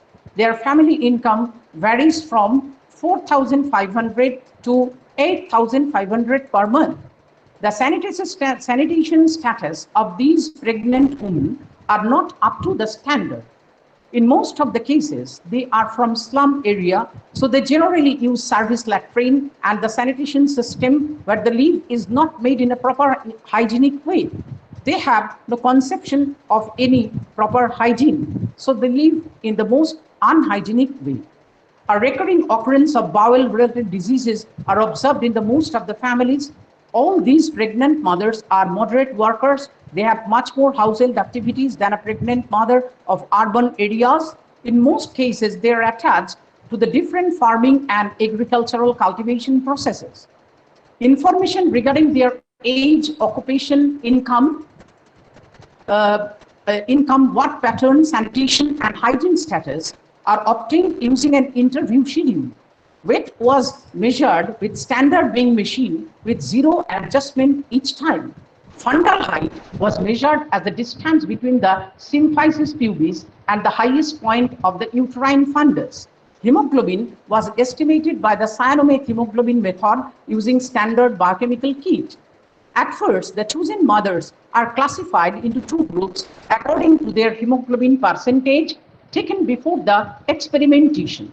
They are in the 27th week of gestation and are followed up to the childbirth. The total fundal height gains and weight gains of the mothers between 27th week of gestation up to the end of pregnancy are detected. These two data are correlated with the hemoglobin percentage taken before the experimentation. The low hemoglobin percentage mothers are considered as group A, whereas in group B is the high hemoglobin percentage mothers. Two specific parameters are taken for proving the hemoglobin percentage as a significant for pregnancy, that is the weight gain pattern and fundal height changes. For statistical analysis of the data, two tail t-test for significance of difference between means are used. It is proved statistically that the group A and group B pregnant mothers' weight gain and fundal height changes differ significantly, and it is statistically proved that weight gain and fundal height changes of group A pregnant mother is significantly higher than the group B pregnant mother. In our experiment, the mean weight gain of pregnant mothers of group A, that is low hemoglobin level mothers, is 5.67. But the mean weight gain of pregnant mothers of group B, that is the high hemoglobin level mothers, is 4.29. Also, the mean fundal height changes of pregnant mothers of group A is 13.61, but the mean fundal height changes of group B is 7.28. From all these data, it can be concluded that the weight gain and fundal height changes of pregnant mother have an inverse relationship with the hemoglobin percentage.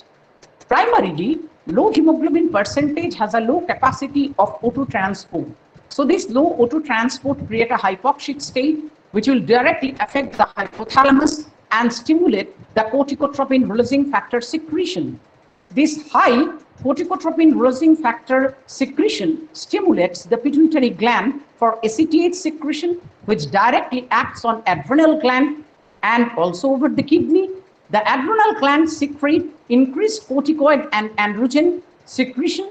Androgen directly with cobaltion acts on kidney glomerular cell and forms renal erythropoietic factor. This factor directly reacts with the plasma globulin and forms the erythropoietin, and this erythropoietin acts on hemocytoblast of the bone marrow and directly stimulates the erythropoiesis process and the hemoglobin synthesis.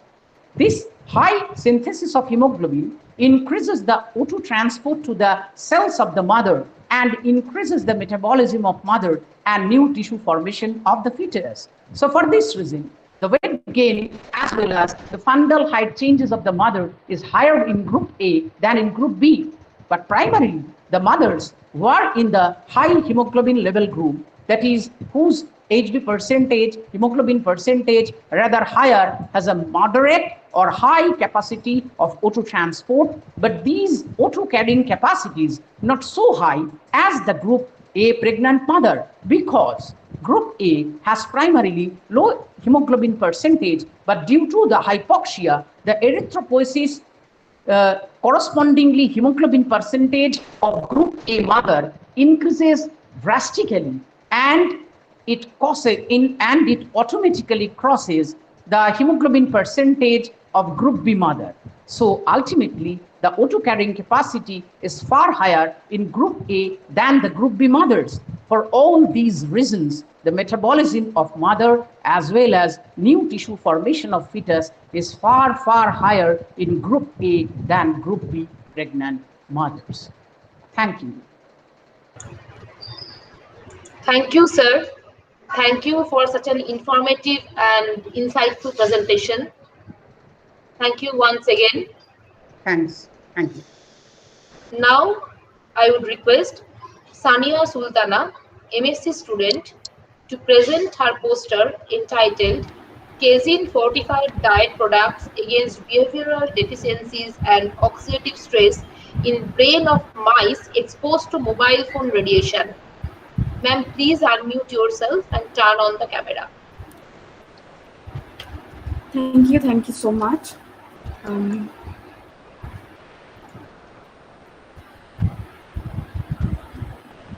Parthasarathi Dotto, please turn off your camera.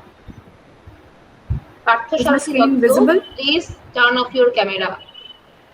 No, Sania Sultana, your screen is not visible till now.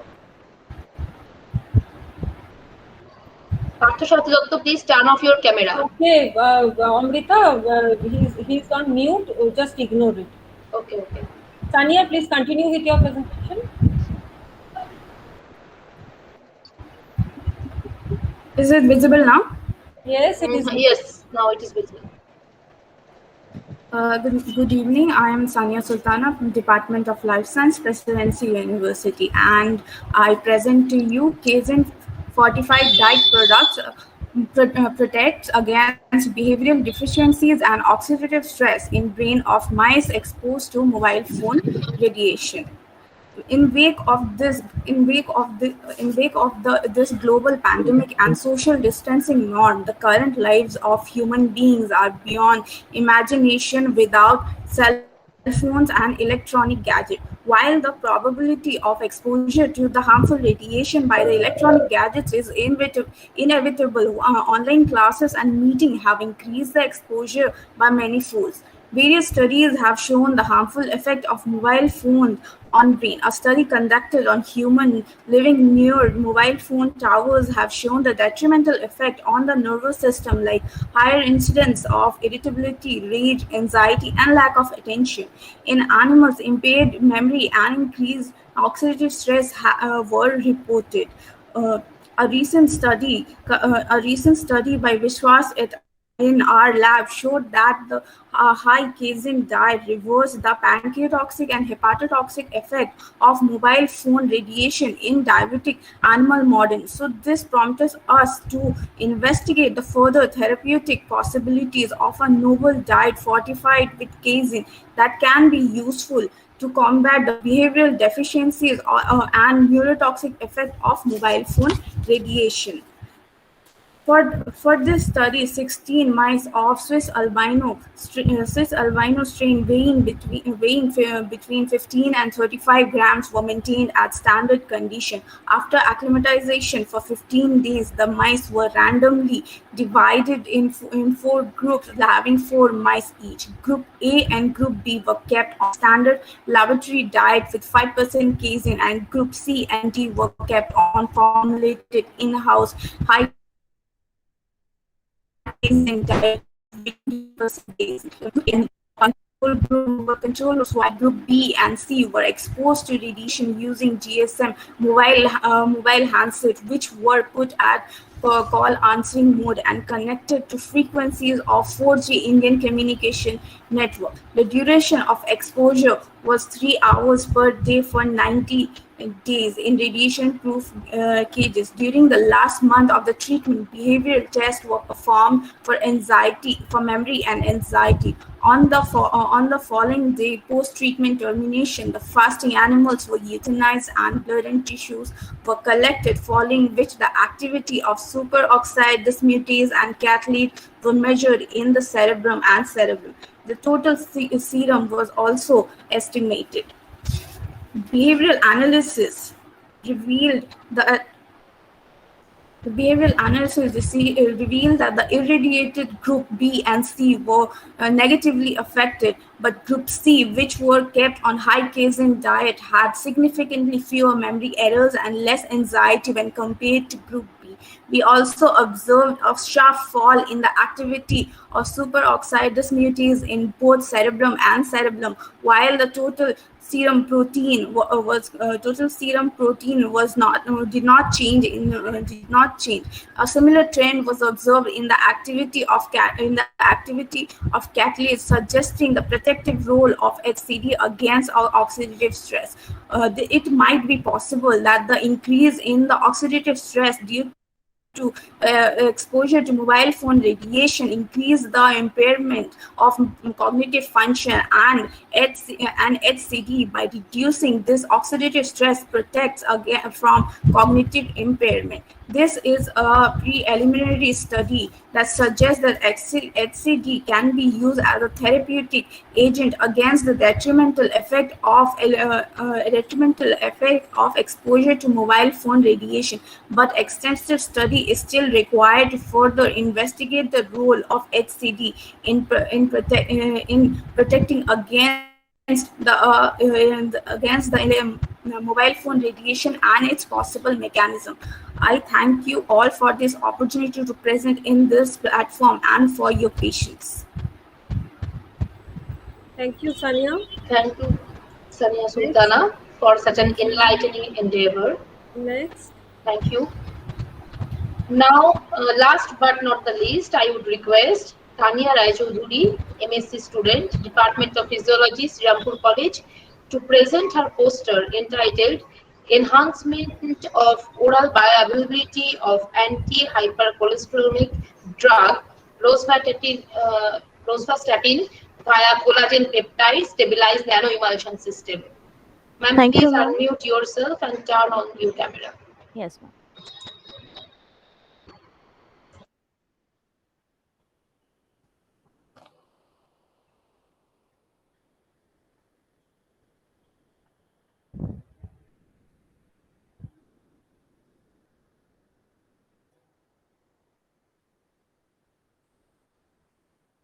Ma'am, is it visible? Yes, now it is visible. Yes, Okay, visible. thank you, ma'am. Good evening, everyone, and thank you for giving me this opportunity to uh, present my poster.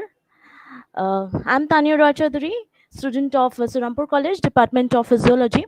Today I'm going to present my work in brief that has been carried out under the guidance of Professor Anadi Rachaduri, entitled Enhancement of Oral Bioavailability of Anti-Hypercholesterolemic Drug Rosuvastatin via Collagen Peptide Stabilized Nanoemulsion System.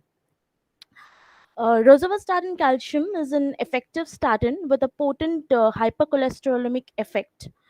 But however, it suffers from poor bioavailability owing to its poor solubility. So basically, the aim of this work is to investigate the potential of the collagen derived nanoemulsion in enhancing the bioavailability of the drug rosuvastatin. The oil and water nanoemulsion that was prepared for this work was by the enzymatic hydrolysis of the collagen from the foot muscle of Bellamia bengalensis, which is commonly known as googly. Googly is a Bengali word which is actually an inhabitant of the benthic region of the fresh water body. Googly is this Bellamia bengalensis is mostly famous among the northeastern states of India, like West Bengal, Mizoram, Nagaland, and so on, where people observe that it has a good taste in terms of edibility and has a medicinal importance as well. So to carry out my work, some assays has been done here for the confirmation of the quality and the quantity of the protein present in the hydrolysis, like total protein content assay, amino acid content assay.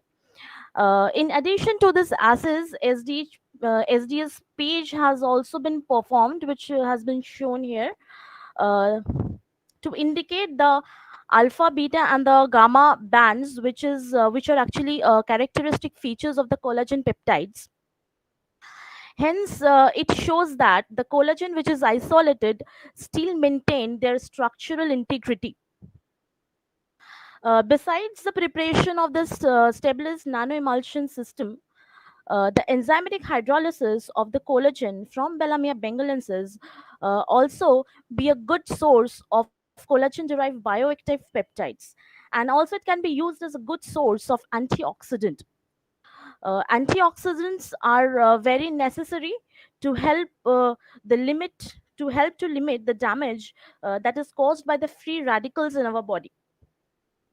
So here I'm presenting two graphs which is showing the antioxidant activity or antioxidant property of the collagen hydrolysis, that is the ferric reducing power assay and the lipid peroxidation inhibition assay.